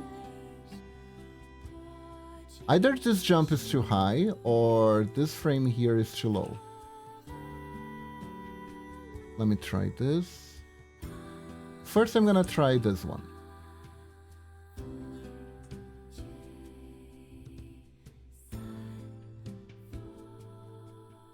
I'm gonna try both, actually, like this.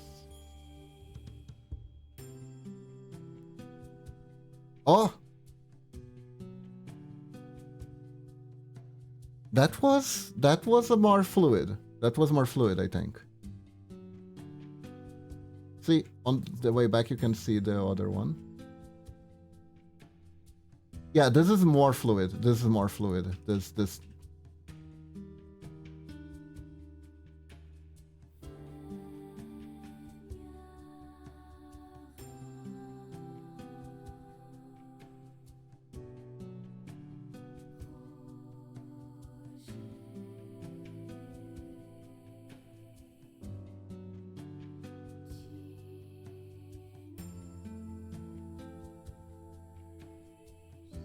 I want to add an extra frame here, really?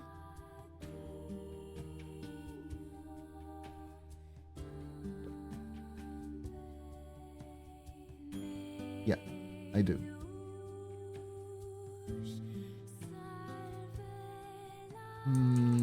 Do I want to add a smear here?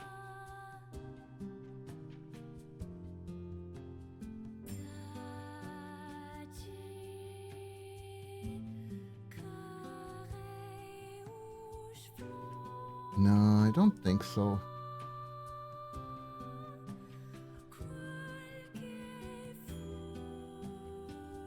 So here's what I want to do with this frame. I want to add like a small intermediary frame where the movement isn't fully realized, like in this one, but it's very close to be fully realized. So I want to put this around this area here. I want it to be a little bit more like this. This part here, not quite fully risen, right? And we can add some more, the muscles a bit more contracted here.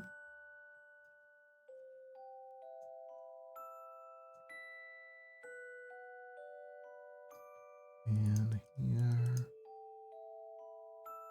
Oh.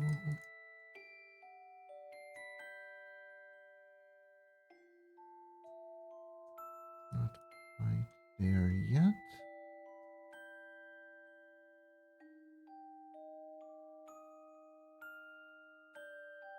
Yeah. Essentially not quite there yet is the modus operandi that we want here.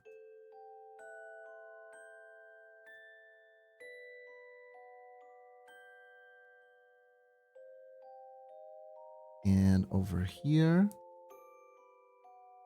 Oh yeah, too much of this mirror frames and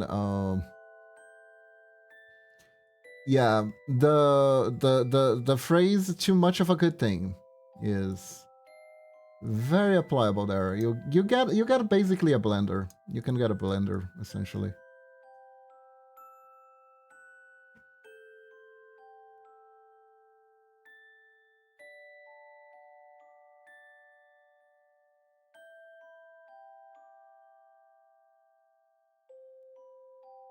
Oh yeah, Lunatic, have you ever read the Don Quixote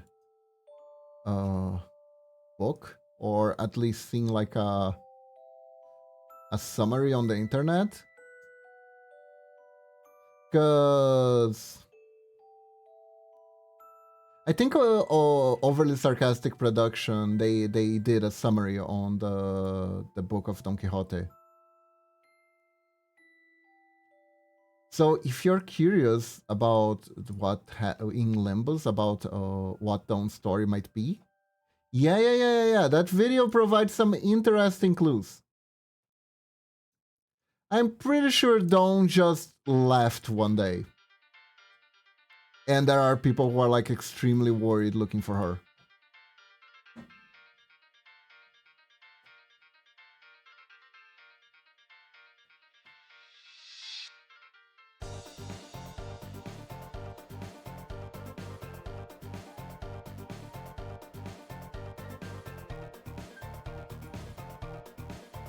Dun, dun, dun.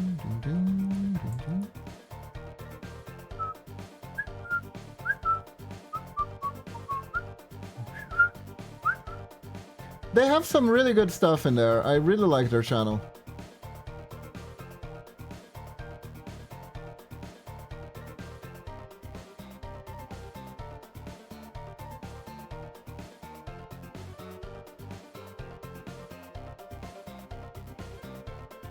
Really appreciate what they're done. Oh, what they done.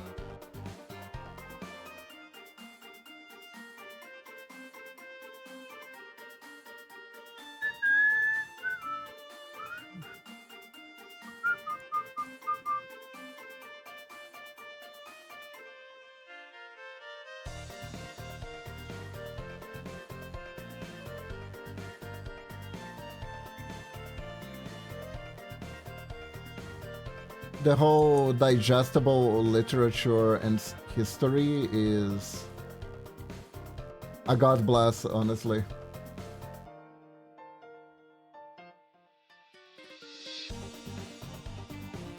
God bless, God send, God send, God send. Yeah.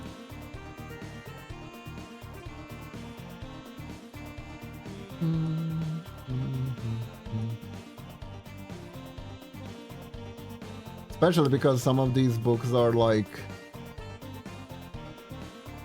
very obtuse to read because of the language that they use, so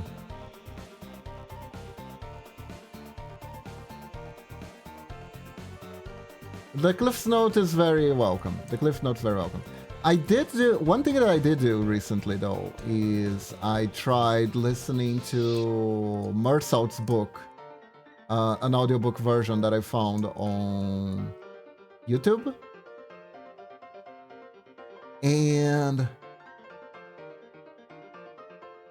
it's weird. It's weird. Oh!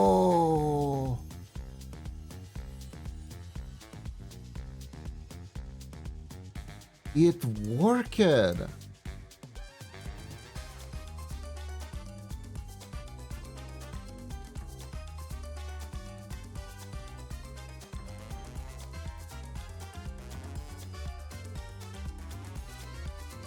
Did you see?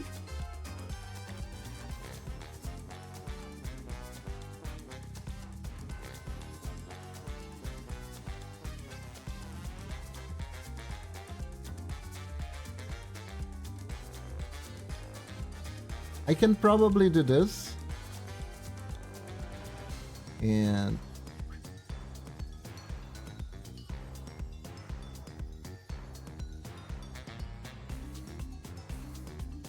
it does the thing. And I haven't even edited this yet properly. Hold up.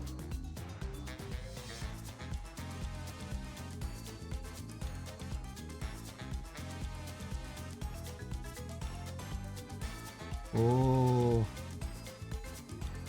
Eh?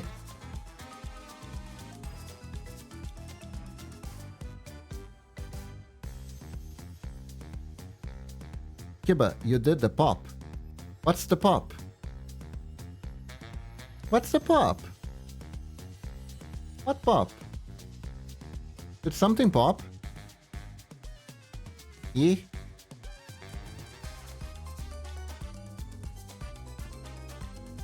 What did I do?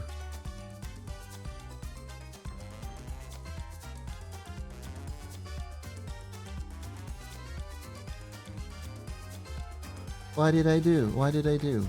I hope it wasn't a bad thing.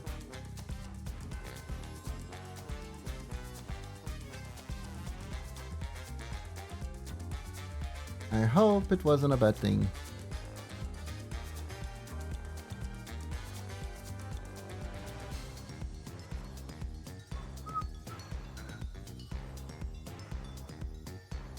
What did I do? What did I do? What did I do? What did I do? What did I do? What did I do? What did I do? What did I do?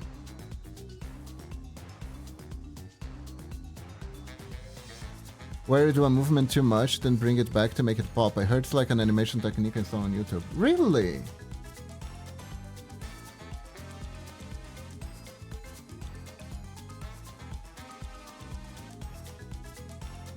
So that's what that's called. I've been using that for a while.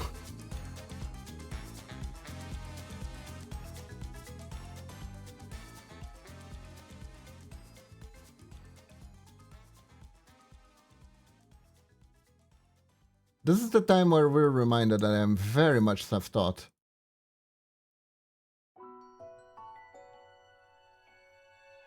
And I have no idea what are things supposed to be colored.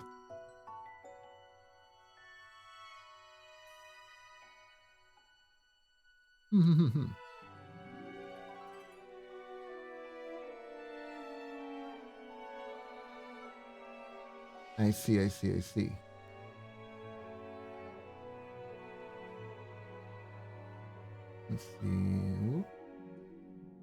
Yeah, this is Chisato. But it's not wrong. But it is Chisato.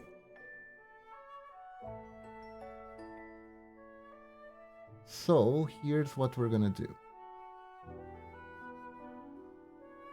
And it wasn't a proper video, just an animator fucking around and makes small references here and there. I see. Fair enough, though.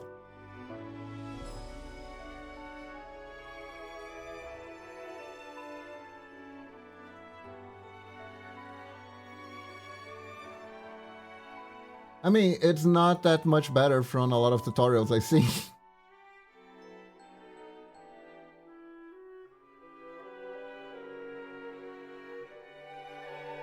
A lot of the animation process really is just fucking around if you stop to think about it. You fuck around till something clicks in your head. I saw you coming. You didn't get to surprise me, Momochi. Huh. I think it was a bunch of professional animators with unlimited time guard phone. That sounds like a Robert Ross video. Strip waffle!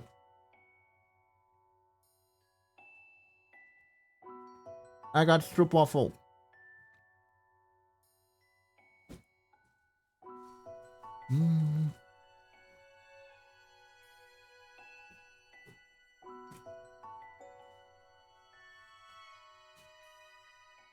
Yeah, it should. He's kind of a big deal.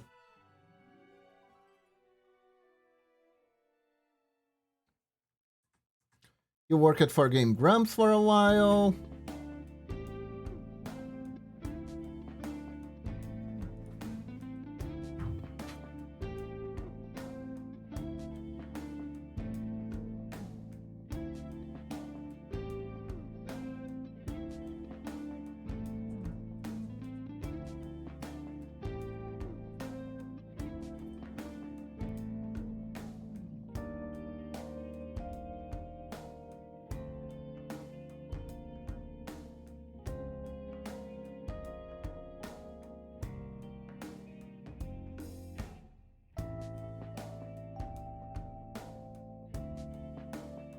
You thinking about this is the extent of I little know stuff. It's fine, it's fine. You don't have to know everyone.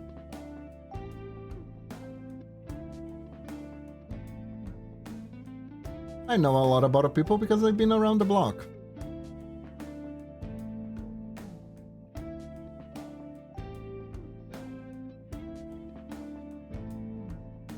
Heck, I fucking actually saw Erin Hanson in the wild interacting with the Mega Man community.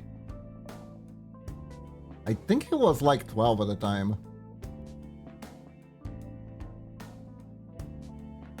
He bragged to people about how he was a hacker.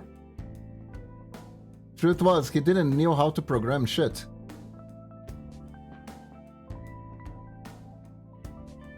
But everyone bought it and they were like, don't fuck with this guy, he's a hacker, you know, he's gonna hack you.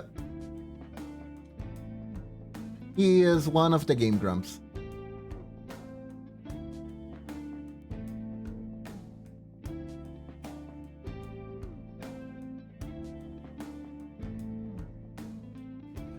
They make very funny videos on the internet.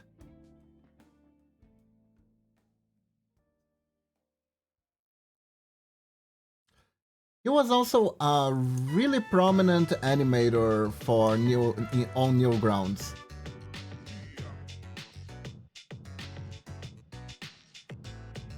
Doesn't really work too much with animation anymore because of Game Grumps, but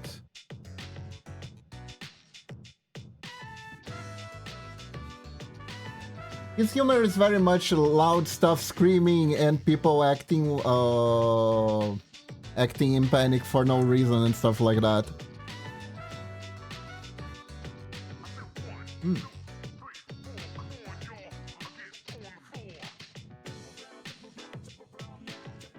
So very similar humor to Momochi if you stop to think about it.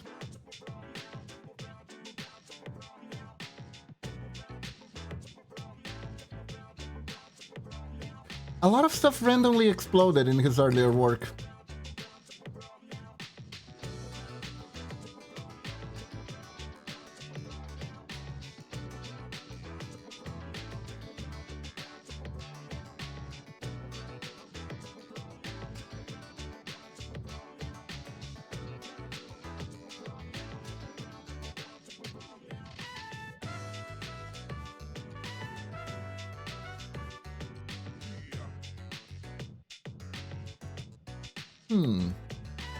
What do you think?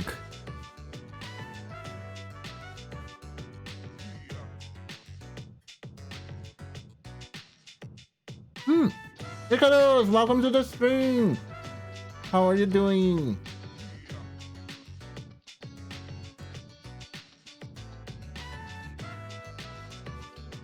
Hope you're doing good.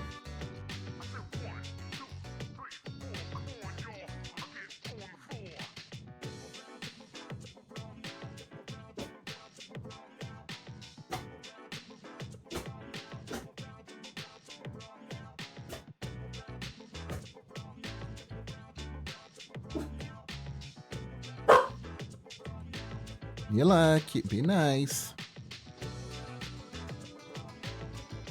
Doing good, that's good to hear.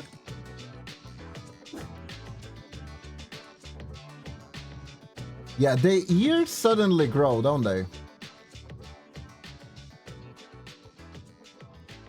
I was noticing.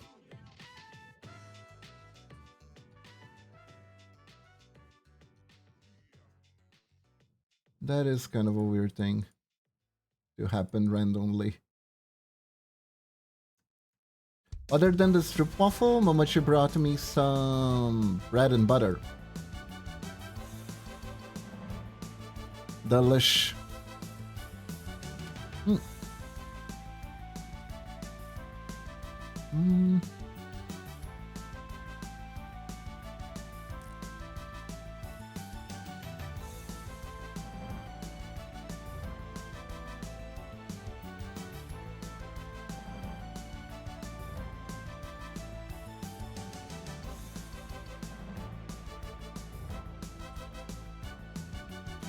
Some of these adjustments are like 1 pixel, but they are needed.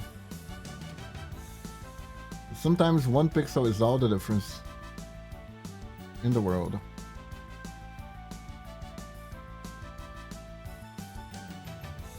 Like this head here, I think it's too high.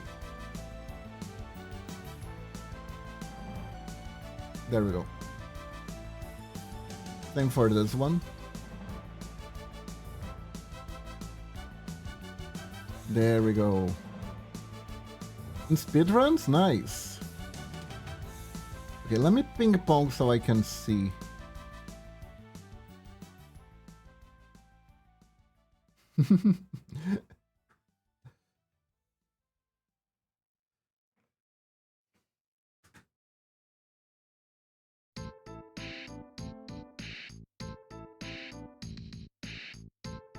I wonder.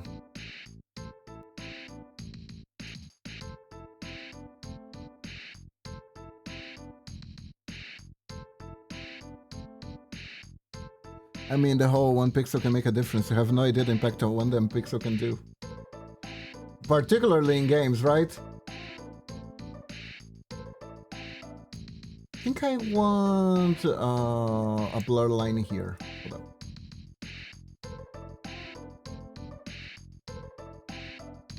I do know the impact, Icarus.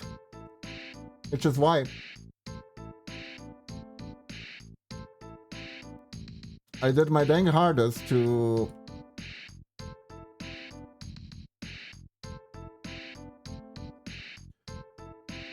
make sure that a certain commission you asked me was pixel perfect to not cause any sort of weird distortions in the game.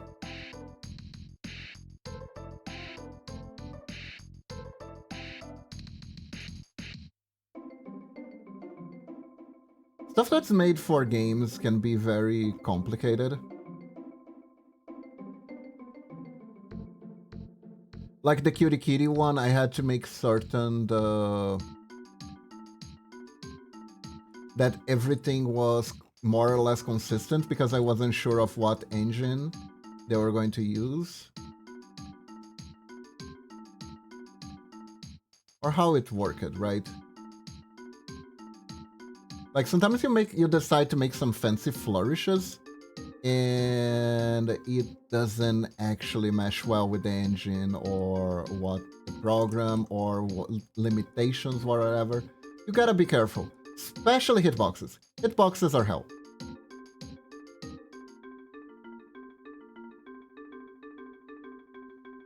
And I say this as someone who did dabble a little bit in game creation. Yesterday I was learning some Link to the Past strats and holy shit. Oh! Did you learn how to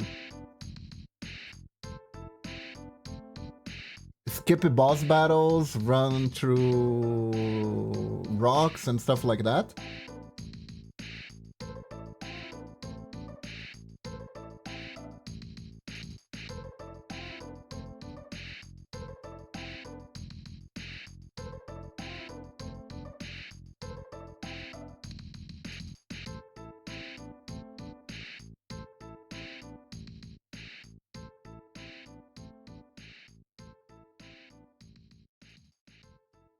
Oh, that was good. That was good. That was a good smear.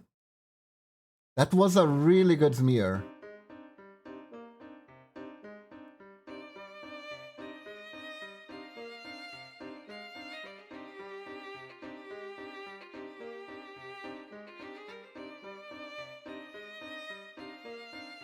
Do you think this area here warrants a smear? No, it doesn't, right?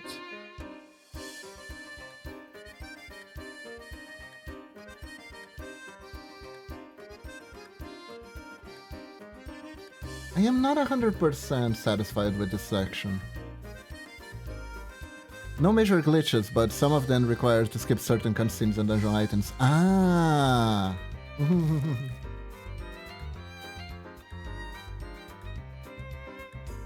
Cutscenes are the nemesis of speedrunners, right?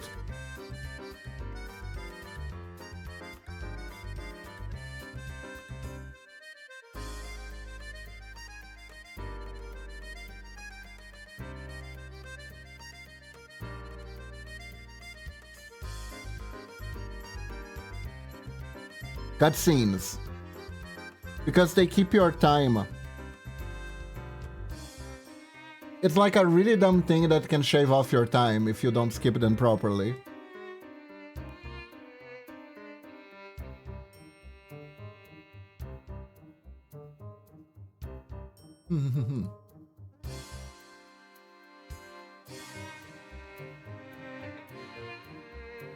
I understand a little bit about speedrunning. It's not something I'd ever do, but I did look slightly into it.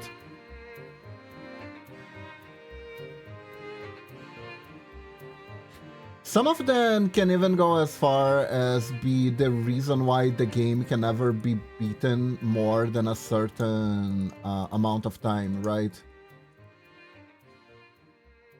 Especially the unskippable ones. And the unskippable ones are probably a lot of tension, because you probably must feel like a person waiting for the guy to shoot the gun that is the restart signal, right? So you're waiting for the restart signal. That is the cutscene when it ends. Where they go, yeah!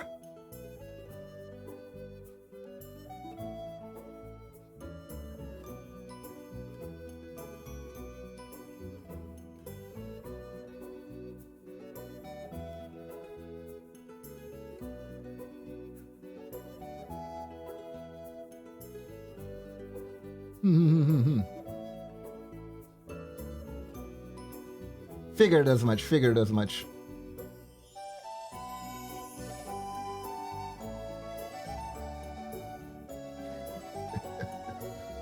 I couldn't do speedruns, I couldn't do speedruns. I'd rather take my time with my games.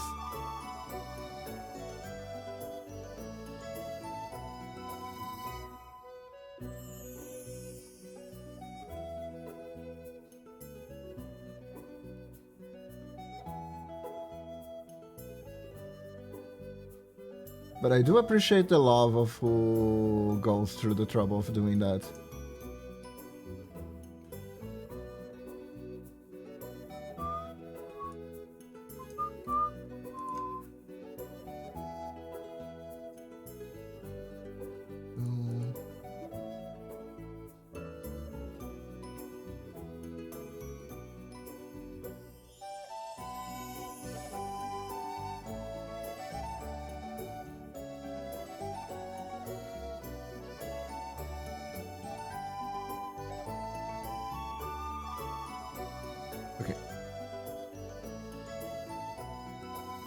Okay, I think I got it. I think I got it. I think I got everything.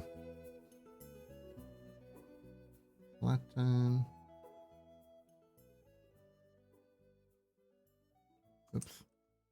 I flattened too much. I just wanted to merge down this one with this one. No. You know what? Let's flatten everything. Sure. New layer though.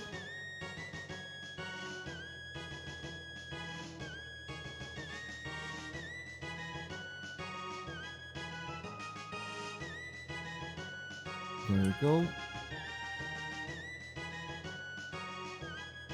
This.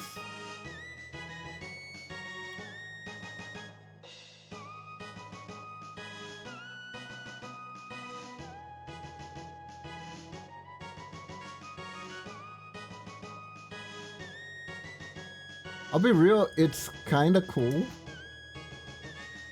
Do the dance. Mirror it, but considering that's not the commission is just a regular dance, I'll stick to keeping the commission to the regular thing. So like this. Then I'm gonna delete this side here because it desyncs. And check me out.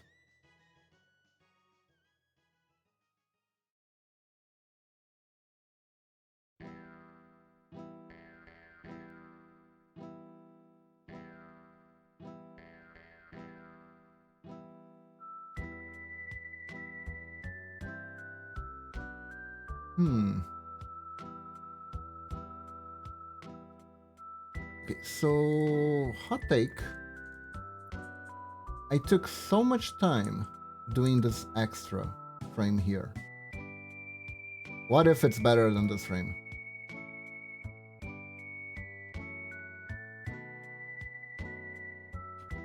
Oh my god, it is better than this frame.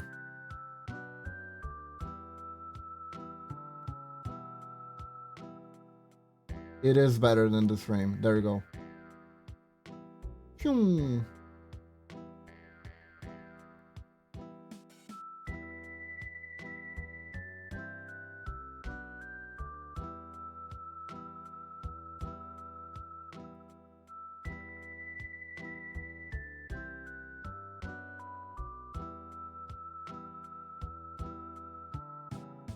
Is there anything I can do to make it more fluid?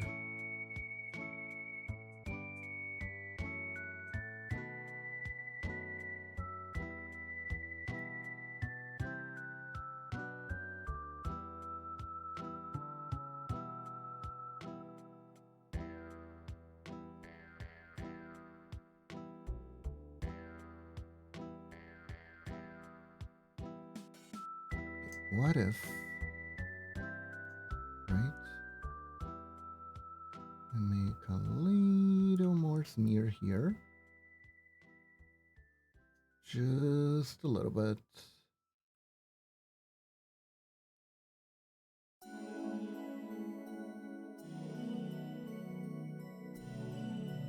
just a little bit to emphasize the movement. Right? Oh, oops, I used the wrong layer for that one. My bad. Because that way...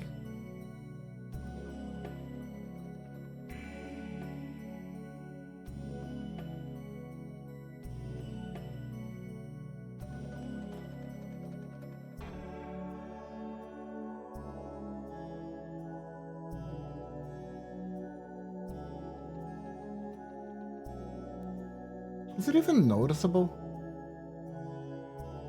It is, it is, it is, it is. It's not bad, it's not bad.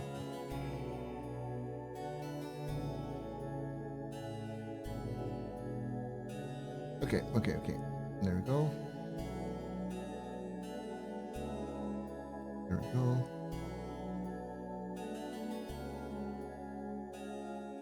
They're just mashing the buttons, hope it will go faster. Oh no. Relatable, relatable. Let's see here.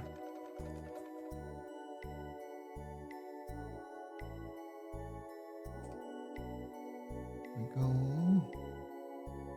Add those effects here too.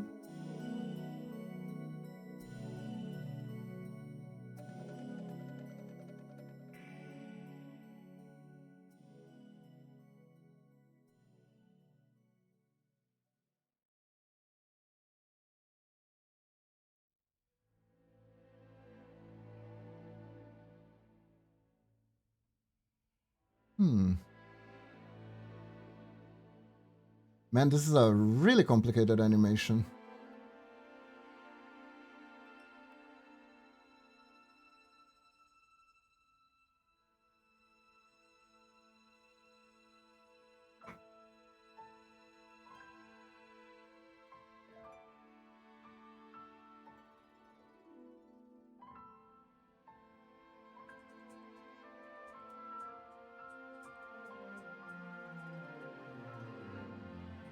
Wait, I have an idea.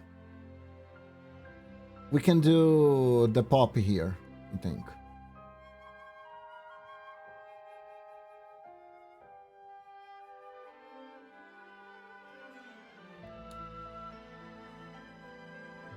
Basically, we try to make it build up even more momentum before it shoots. Right?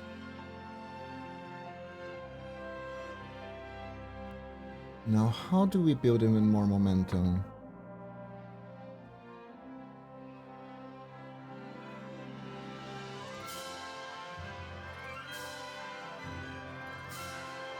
We can do it like this.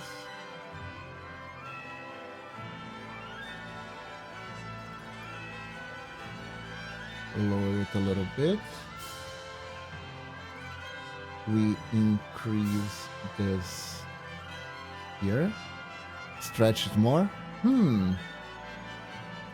That's a thing. That's a thing. Throwing a football. Oh, yeah. That could work. That could work. We can do... Let's push it here a little bit. Let's see.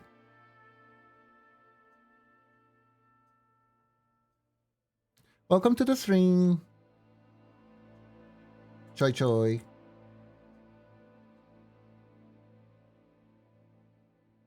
So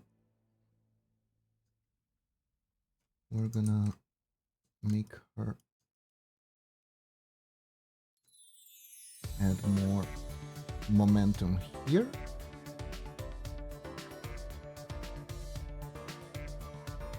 Gonna make the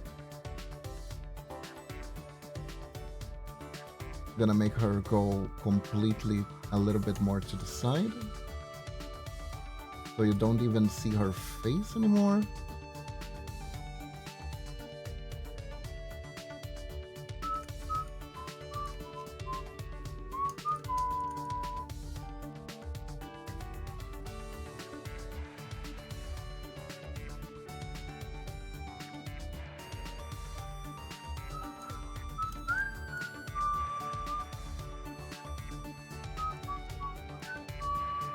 pull the ears apart a little bit more here.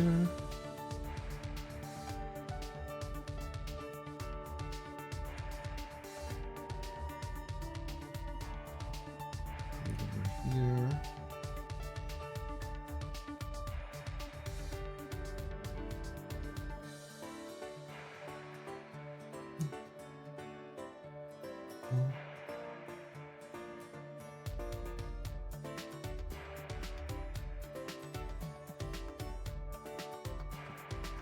Like this.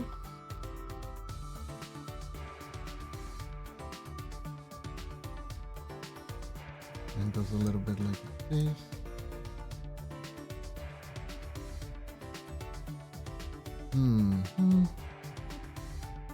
What else can I do here?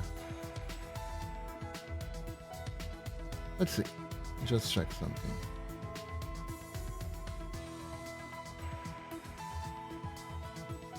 Yep, that does it actually. That does add a little bit more. Yeah, that adds a little bit more. I wonder if I can exaggerate it more, a little bit more though. Let's see.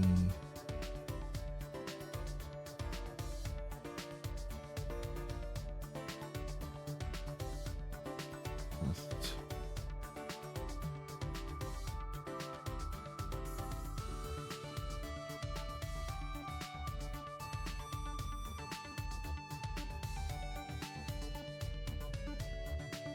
Yeah, no, that absolutely increases momentum. That's probably a really good stretch, actually, to have.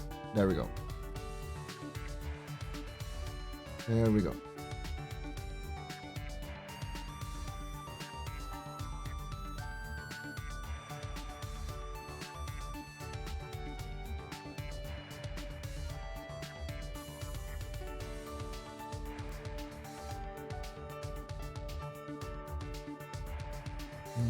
Even add a detail of the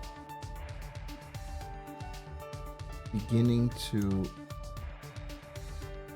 fall because gravity. That's gonna be almost not noticeable, but yeah.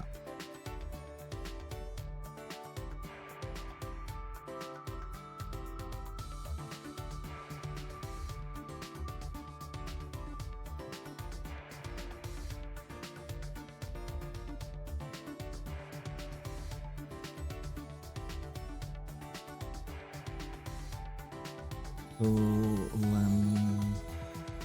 let me grab this frame here. Where is it? There we go.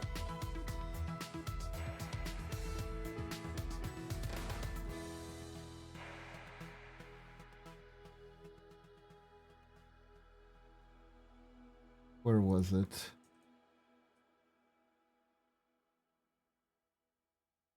It's right. Yeah, it's right here.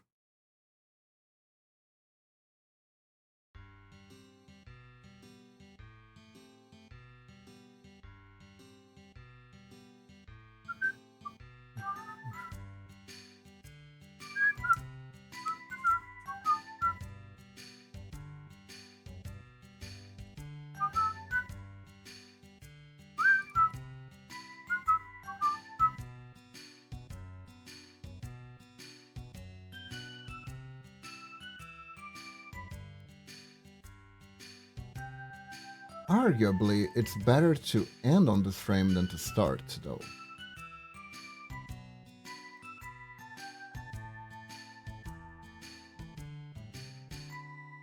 There we go.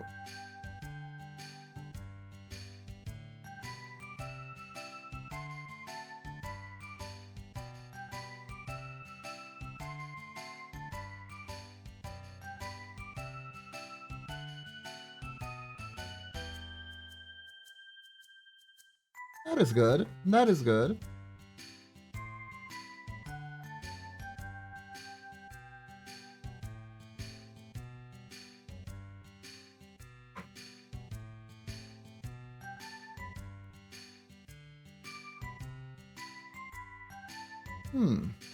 Hmm, hmm, hmm, hmm.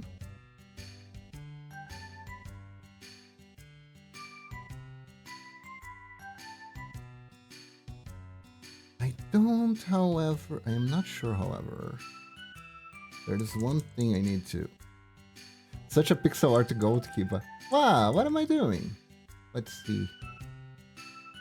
Okay, I wanna check this. This is important. New layer. Here we go.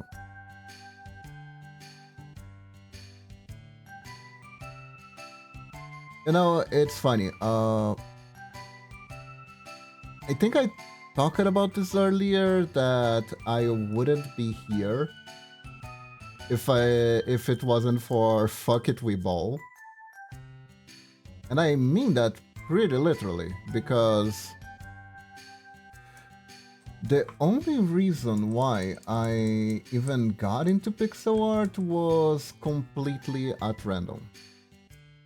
It was for the dumbest reason possible.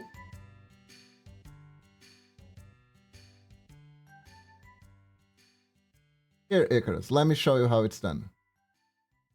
Wow, look at my jumping skills. Wow, amazing. Wow, I got the stars. Incredible. I totally didn't cheat at all. And that's how you do it.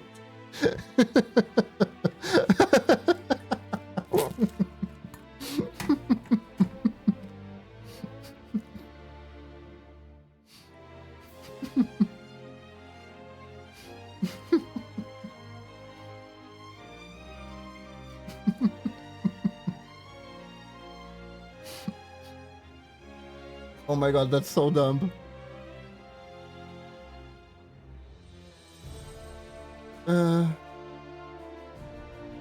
That's so dumb.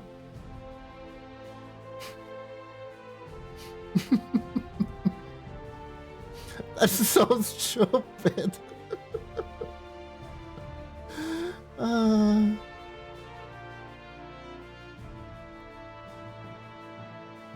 Oh god.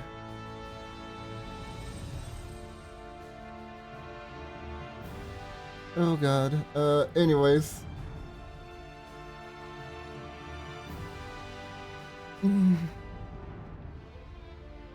I need to line up.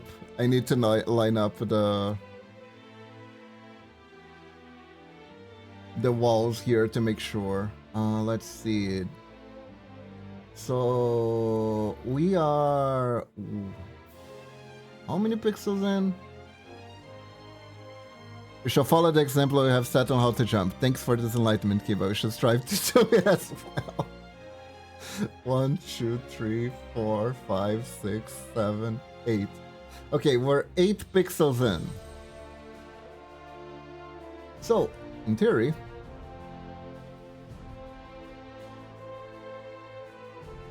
one, 2, 3, 4. Look at 4 from here.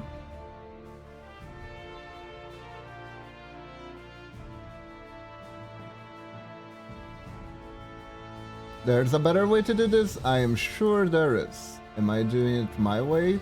I sure am.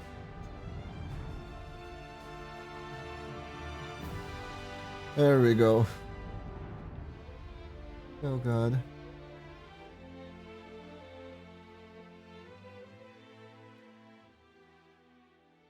I've been saving that joke for a rainy day. I'm not gonna lie.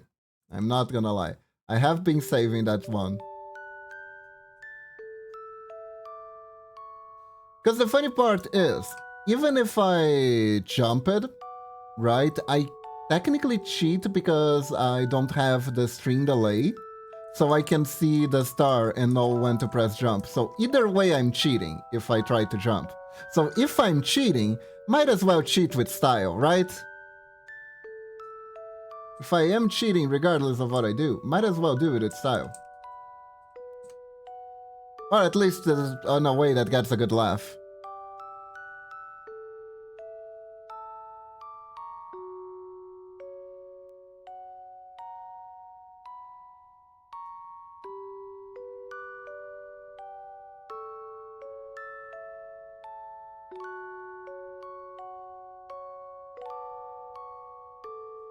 we go. Now, if my calculations are correct. My calculations are not correct. Ah, I made an oopsie. I made a mistake. That's why. That's why. Now I need to redo this again. Hold on.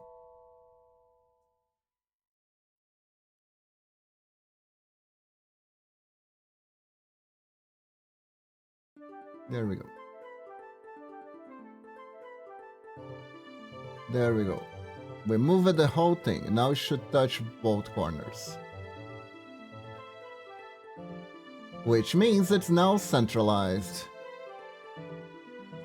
Yay! Pixel perfect. Pixel perfect. There we go.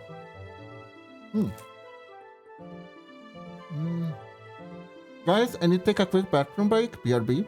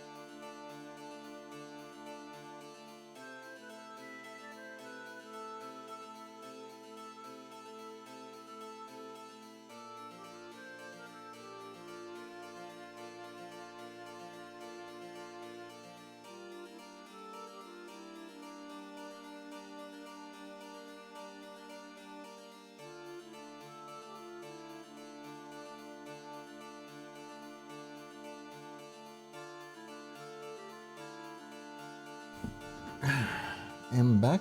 Just a sec.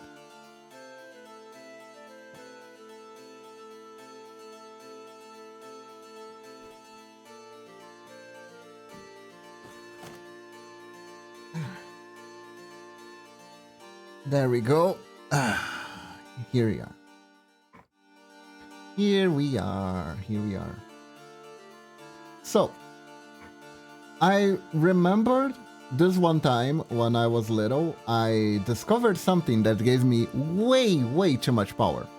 I'm talking about the bug mode in Sonic 3. See,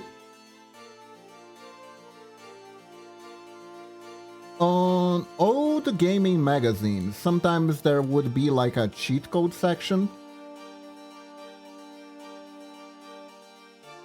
And on one such magazine, there was a cheat code so you could be supersonic in Sonic 3 from the start.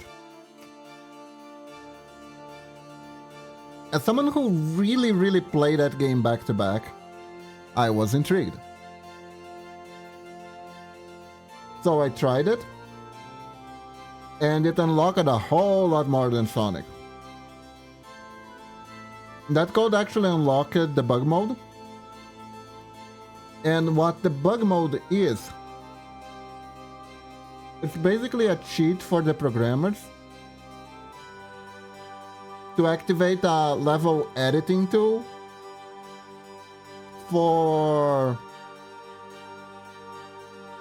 editing enemy positions, power-up positions, etc.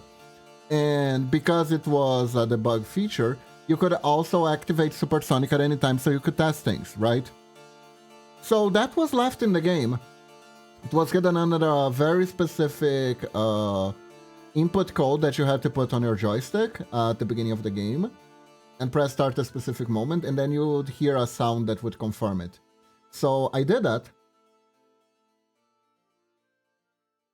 And it was super bizarre because you could... Whenever you paused the game, you had the options to make anything, any game element spawn. So you could create enemies where there weren't any, you could create power-ups where there weren't any, and you could even accidentally kill yourself by spawning the power-ups on top of your character, because those power-ups were solid objects, so they count as something that can squish Sonic to that. So that was a thing. It also took away the challenge and the fun of the game entirely. So I really only used that when I just wanted to dick around.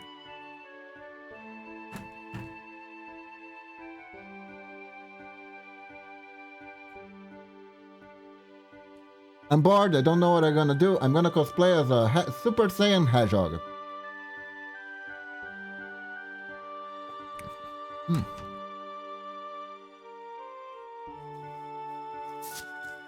Icarus links are blocked on the stream, but you can post it on Discord and I'll check it out, whatever it is.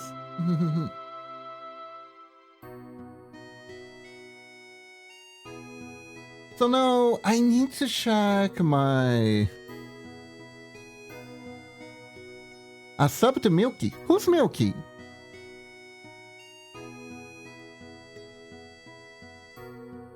I hope they're a cow VTuber. With that name, they have to be a cow VTuber. Like, come on, what are you even doing if you're not a cow VTuber? Anyways, let me check my DMs real quick. I need to check for any... For what was the other details that I needed. Let's see. Second... Waiting screen. Blah blah blah. There we go. Don't need a full dance. Sparta swings the arms in circles going left to right and then stretching arms. It's probably hard to animate though, depending on price, something more simple. BRB string. I don't need a lot of scenery here. It's more sure to does the be right back. Okay. So we need a be right back text here on the backdrop, basically. Doesn't look like a cow. Ah. Milky Milky Pot. It is a cow. Hooray! It's a blue cow. A space cow. Oh, that's cute. That is cute. What's her lore? She got abducted by aliens and became a VTuber? And they forced her to become a VTuber? Please tell me that's her lore. I want that to be her lore so badly. Can that be her lore? Please.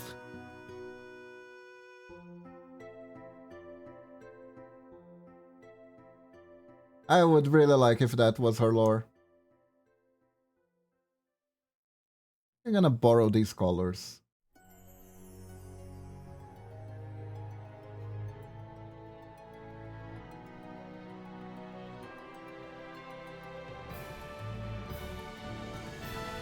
This is the first time I even hear about it. Yeah, it's funny, like, Twitch does this thing where... I hope this isn't a pride flag. This isn't a pride flag, right?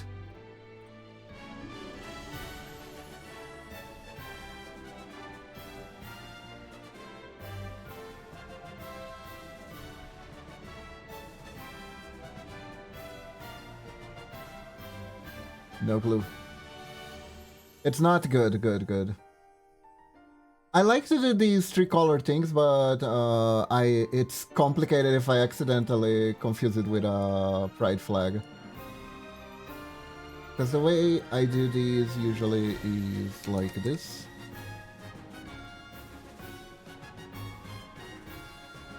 And usually it looks good enough. It looks good enough. For like simple backdrops.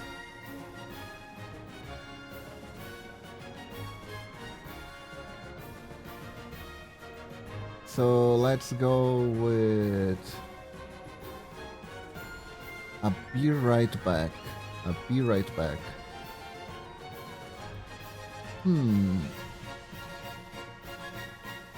Yeah, this one I use the soft blue. I think it's a good one for this one. If we're doing the thanks for watching with that color, then the be right back should also be that color. So let's see.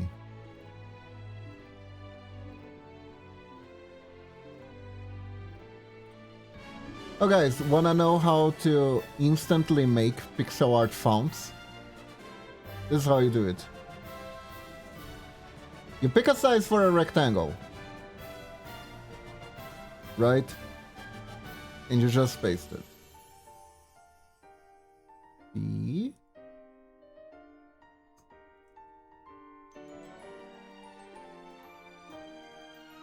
Right. This is also a good way to do laddering to make sure you're never stepping out of bounds.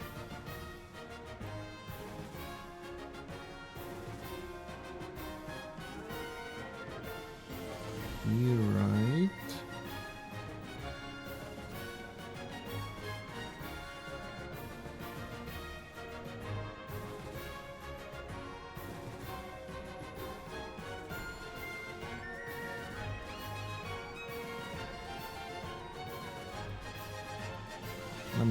Let me do a little trickaroo here.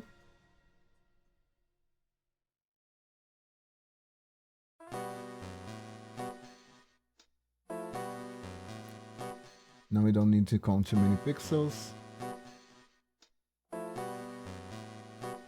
Back.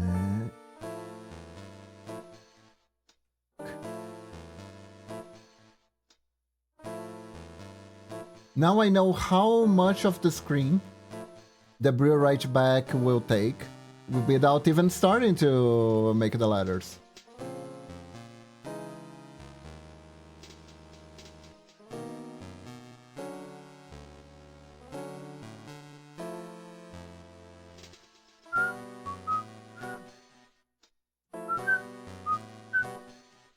Now let's start sculpting, shall we?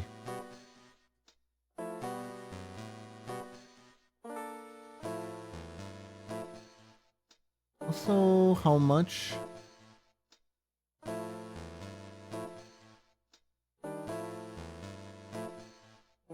Side versus the side.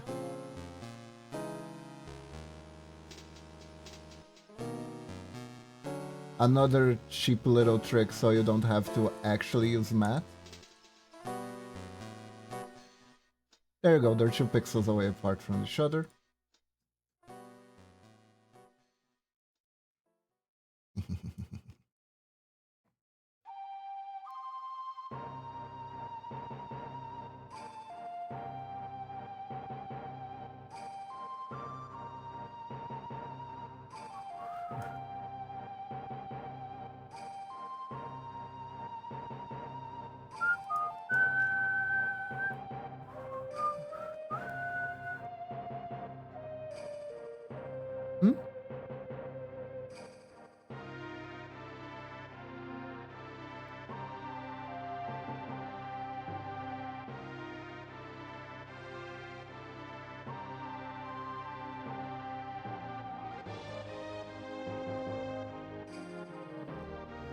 Yeah, so now we can just carve it. We carve the bee.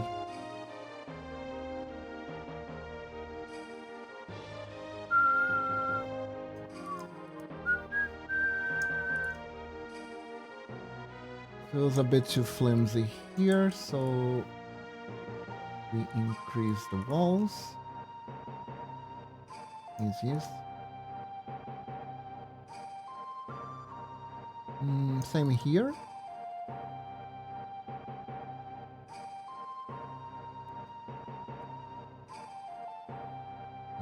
this.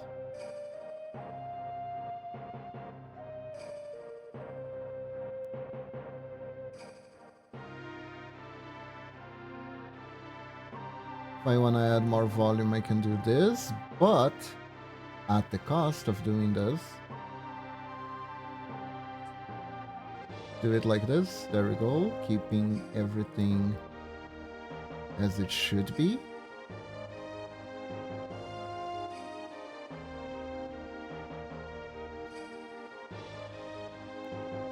Feel like this B should be here. Can also make a little bit more fun with the B. Make it so the first B is smaller than the second B and the second B is bigger.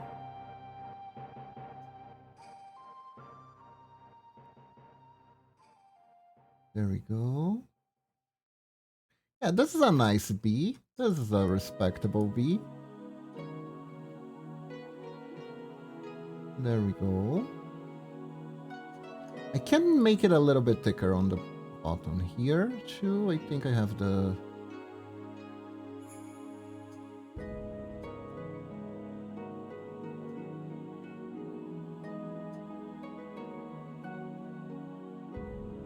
There we go, giving it a little bit more personality, you know, like this. There it is.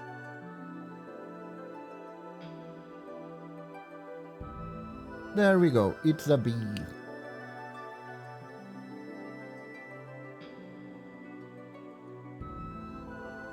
And add these here.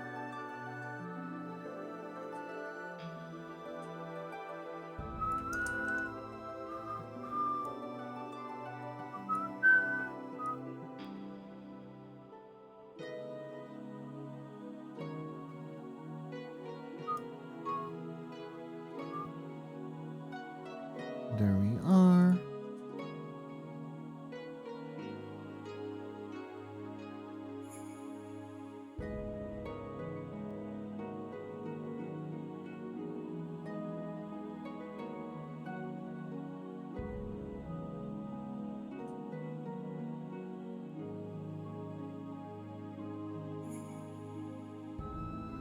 There we go.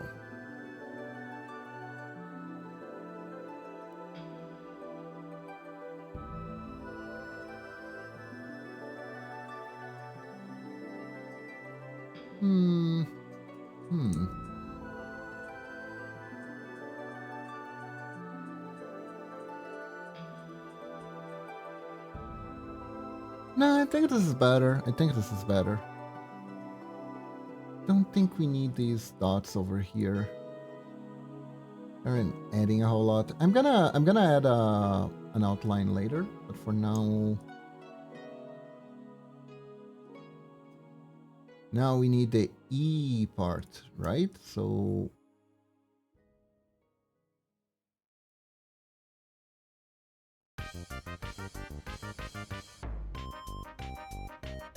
gonna adjust this around the same level as this.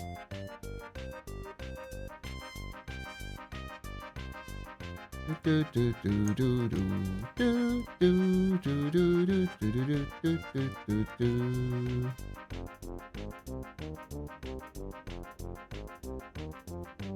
make it like this.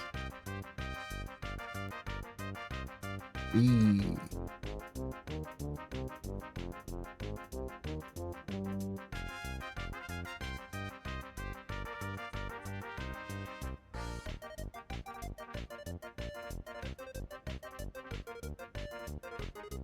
There we go.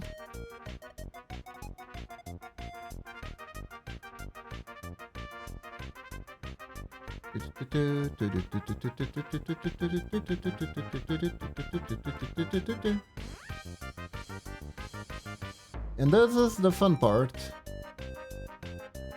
because we made the B. The B can be very easily edited into an R. And that is not just saving time, that is keeping consistency.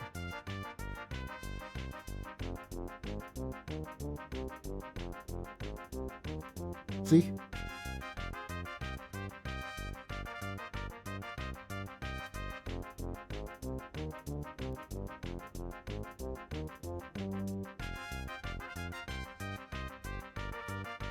That is just keeping up with consistency.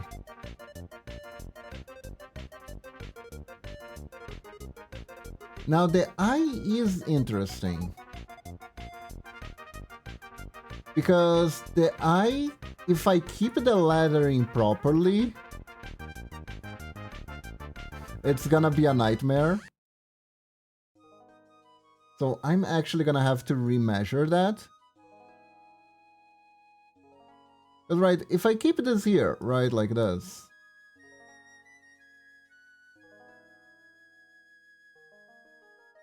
It's kinda like, dude, what are you doing?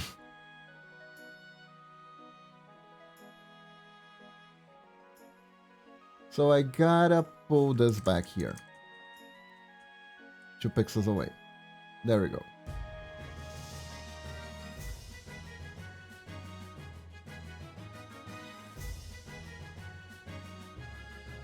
Then we go for a nice G.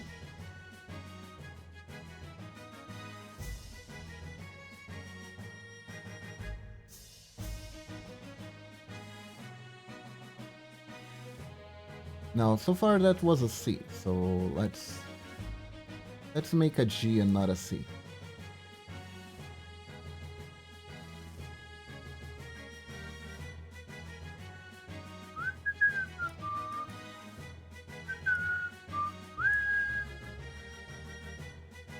A G is practically a 6.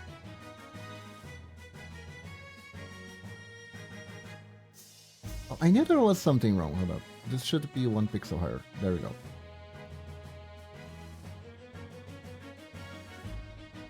So let's carve out the G.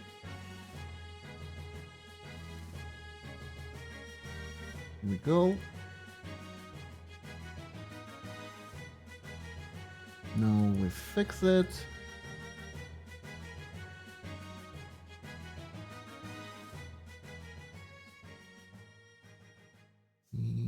Right.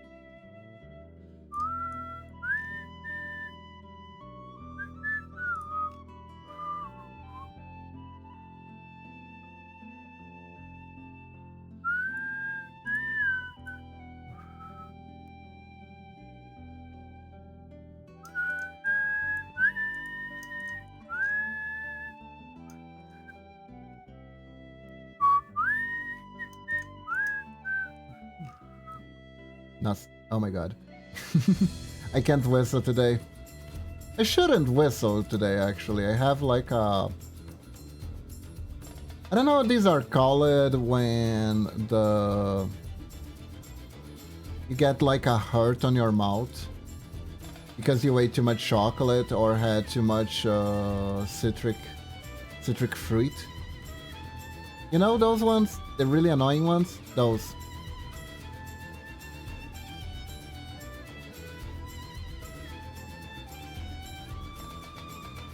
Those hurt.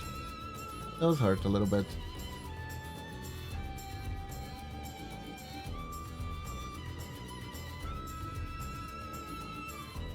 I've been using mouthwash to treat it, but it hasn't been going away. I might need an ointment. I remember there was this one time I had a really bad one, and there was like an ointment you could pass on your lips that helped it go away. Probably need that.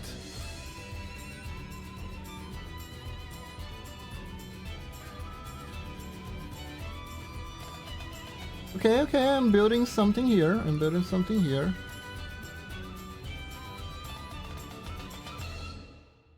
We are building something.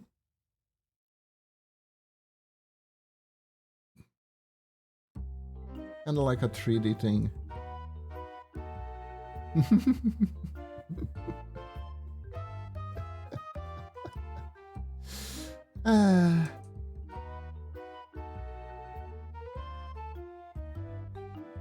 Man, this music. This music will never stop not being funny.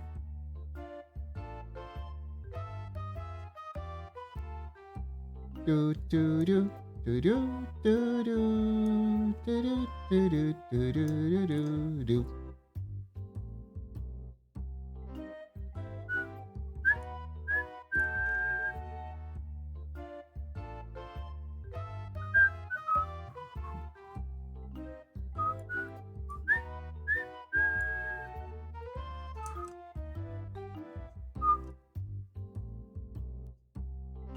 Do, do, do, do, do, do. And we have another B for the back.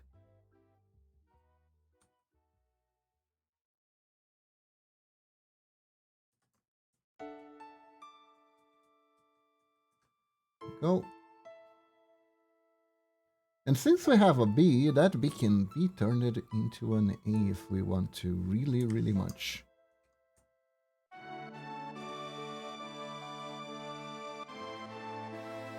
What, Icarus?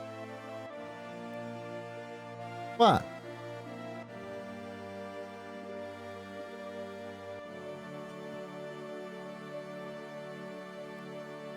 What'd I do?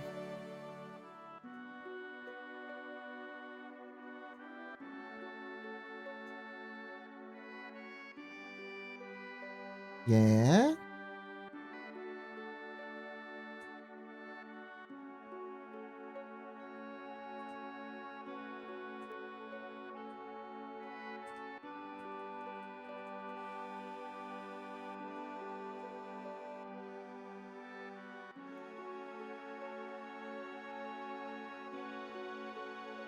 What you said about having something for the back?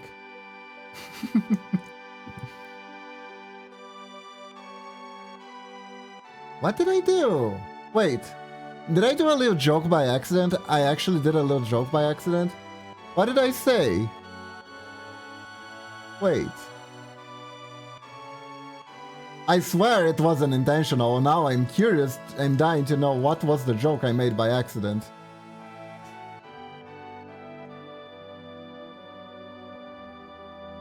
Warning, jokes may not be intentional.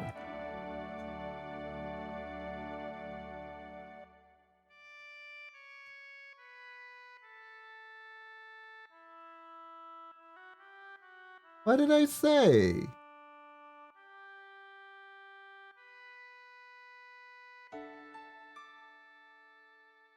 Do, do, do. Do, do, do, do, do, do, do, do, do, do. Do, na, na, na, na, na, na, na, na, na, na. And now we need a C, but a C really is just a G.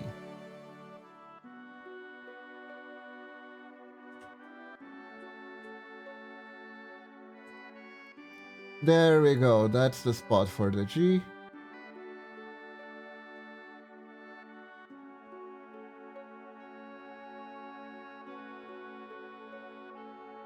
You said about a B for the back, which can be misheard. What did you hear? What did you hear, huh? A D for the back, is that what you heard?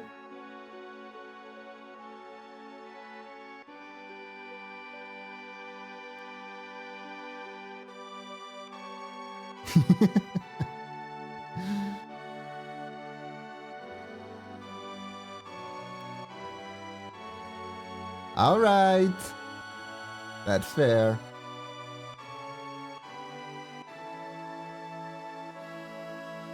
Luckily, I respect that.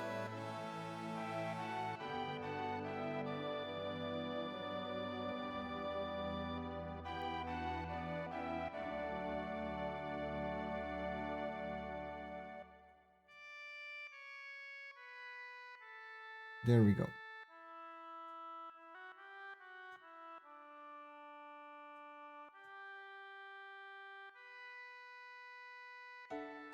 There we go.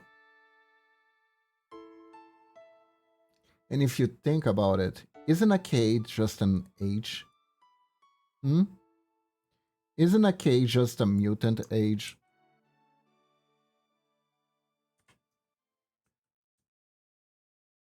Isn't it? Isn't it?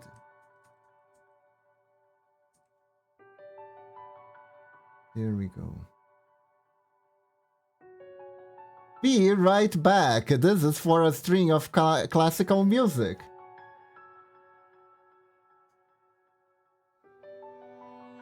Nah, just kidding.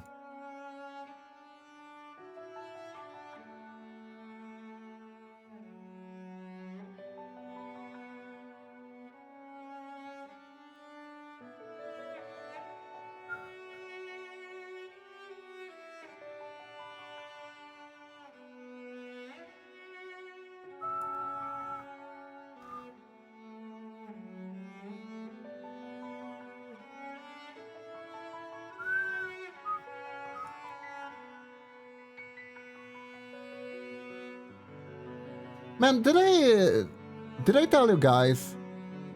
Twitter Adventures. A longest time ago, I made a pixel art for.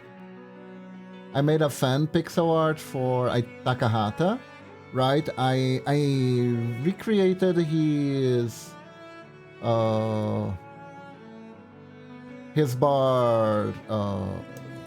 bar's backdrop in pixel art. This was a long time ago, back when I was beginning. And I found it the other day, and I was like, well, this is actually pretty serviceable. And I don't remember why at the time. I guess I was having like some self-doubt issues or something. I never really posted it, but I looked at it and I was like, oh, this, even after all this time, this is actually pretty serviceable. So I decided to like post it because like it was something I never did post, so I was like, whatever, let's post it. And long time passes by. Takahata actually sees the post and retweets it. He replied to the post with heart emojis and retweeted it. I'm like, damn. Isn't it grand? Isn't it grand? I have no idea what to do in these situations, by the way. I absolutely have no idea.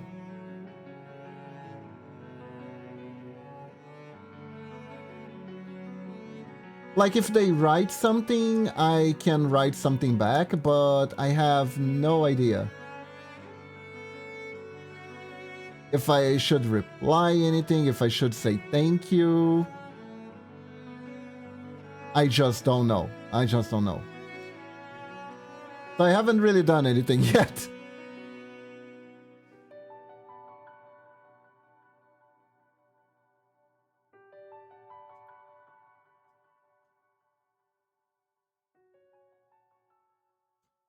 It's the same thing as like when someone big follows you. Some people will go and make like, oh my god, thank you post. Look at this amazing person that has followed me. And I look at that and like, is this protocol? Is this protocol? Oh, absolutely. I like their comment.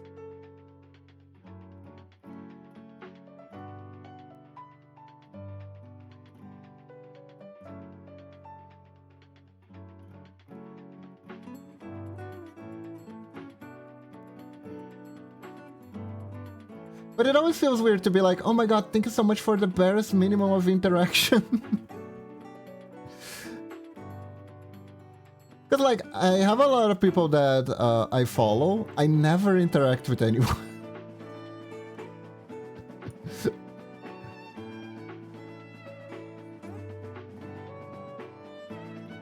Because most people are very, very busy, right? So it's like... Unless I'm engaged in conversation for something, I won't interact because I'm just gonna assume that you followed me because you wanna see some stuff on my timeline, from my timeline. Here you go. Whenever I update, it's here for you. That's how it's supposed to be, right? You could always say thanks for the repost, greatly appreciated. Yeah, I don't know.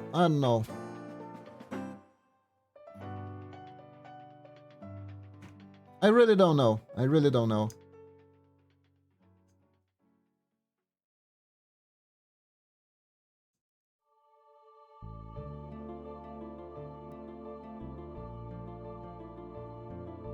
Because I don't really see people doing that too, so I don't even know.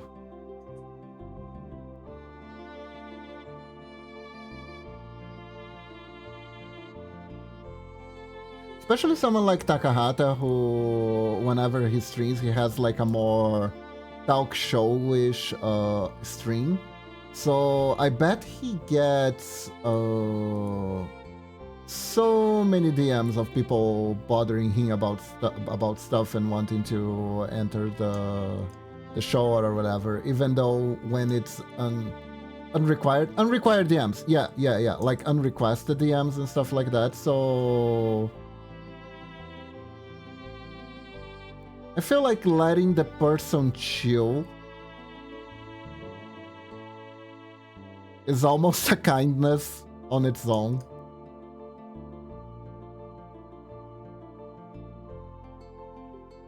At least if I was him, that's something I'd appreciate. Because I can only imagine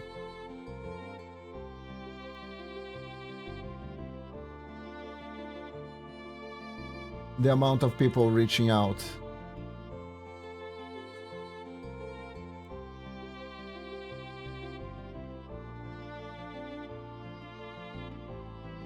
After all, he is the voice of Alucard from Hellsing Abridged. And Nappa.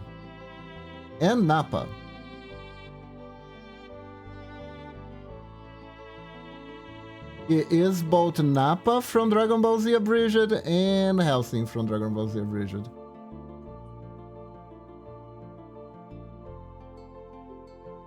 Wait. Really? But did I do something fucky wucky?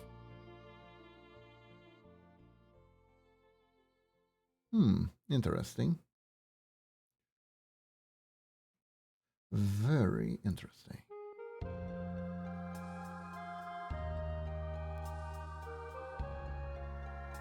No, actually that does make sense. The thing is not centralized at all. That's the whole point.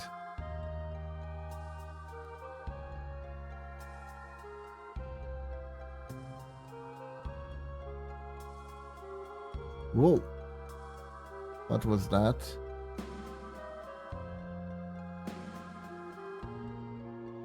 There we go. Now it's centralized.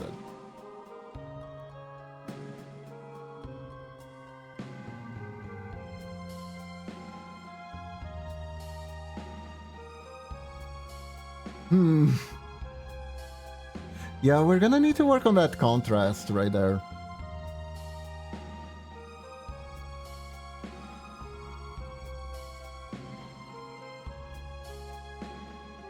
That do require some contrasting.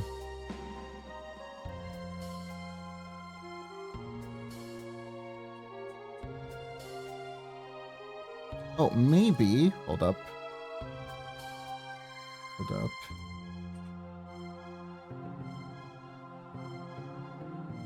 Well, this looks nicer.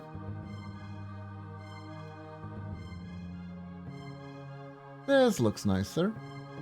I could also... Oh, no. What did I do?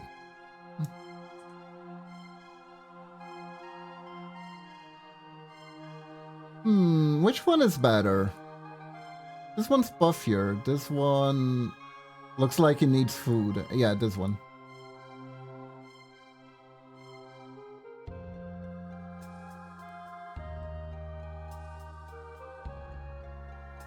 Absolutely this one.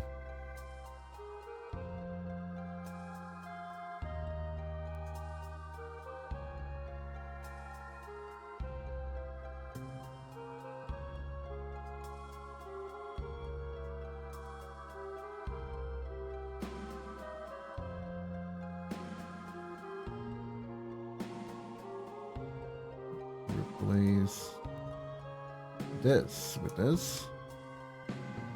No. This.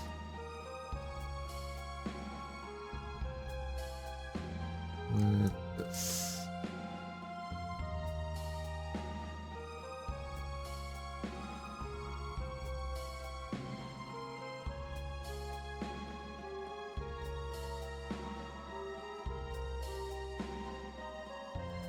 Can also do.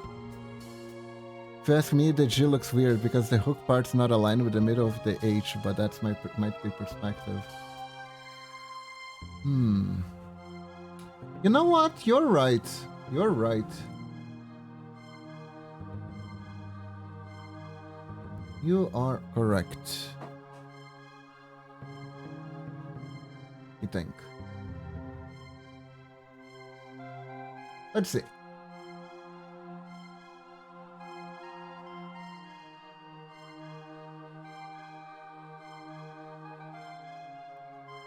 Yeah, no, it looks nicer. It looks nicer.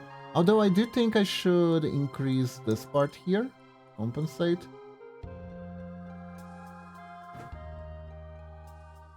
There we go. Be right back.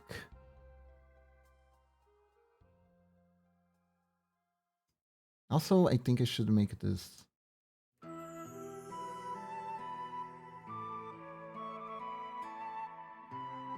There we go.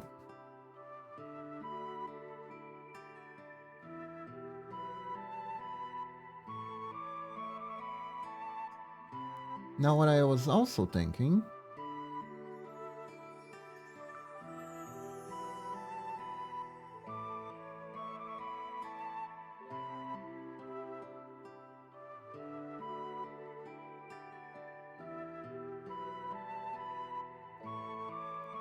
This.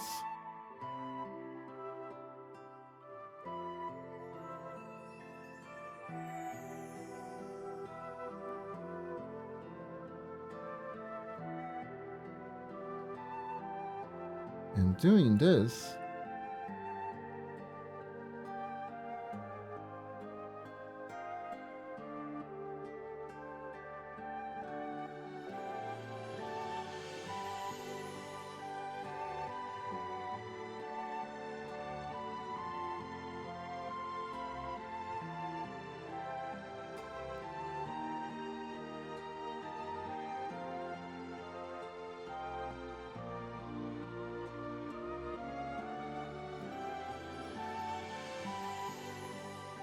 There we go.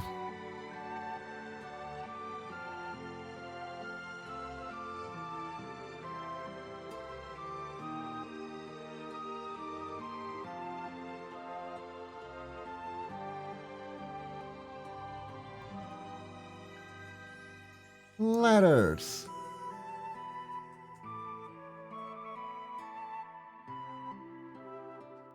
Of course, none of this matters if the client doesn't like it, but hey. It's not that bad of a process to redo, so...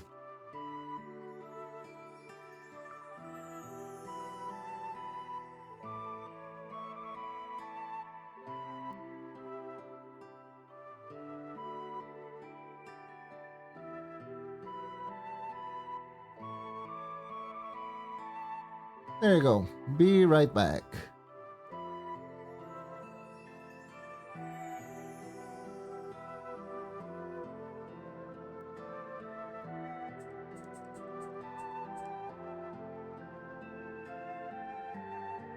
Looks amazing overall, keep at you. I believe your commissioner will be happy. I hope so, I hope so.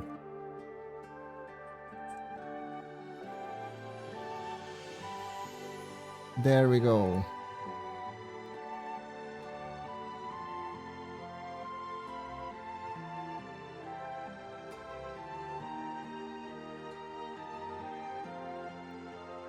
And that's the BRB screen.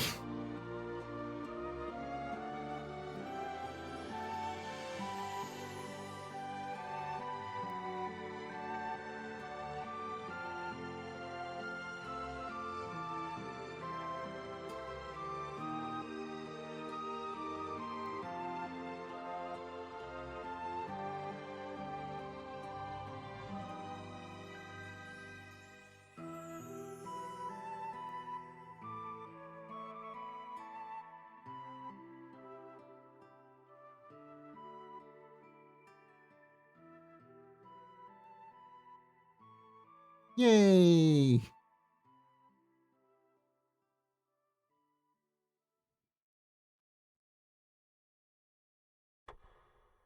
Alright then, and with that, that's all the time we have for today, everyone. Thank you very much for joining me as I finished another part of the commission. I still have more things to do. Actually, there's still a transition screen. But I think I'll be able to finish this before we get another pixelart stream. But who knows? Maybe we'll be finishing that one on the pixelart stream again next time. So thanks again for joining me. I hope you all have a wonderful day or night. Stay awesome. And remember, I need to find someone to raid. Hold up. Let's see. Who should we raid? It's interesting. The raid button now has a lot of good options, actually. Not only for people that I am already following, but for new people. It's really nice. It's really nice. Let's see. Yeah. Wait, why does it say that I can raid Lunatic? I thought Lunatic already finished streaming.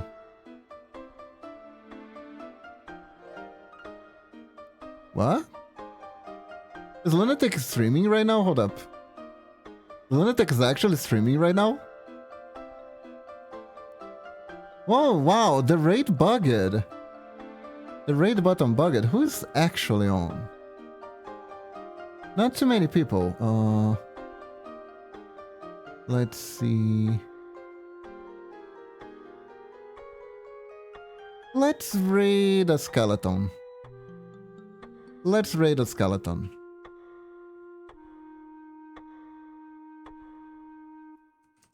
V.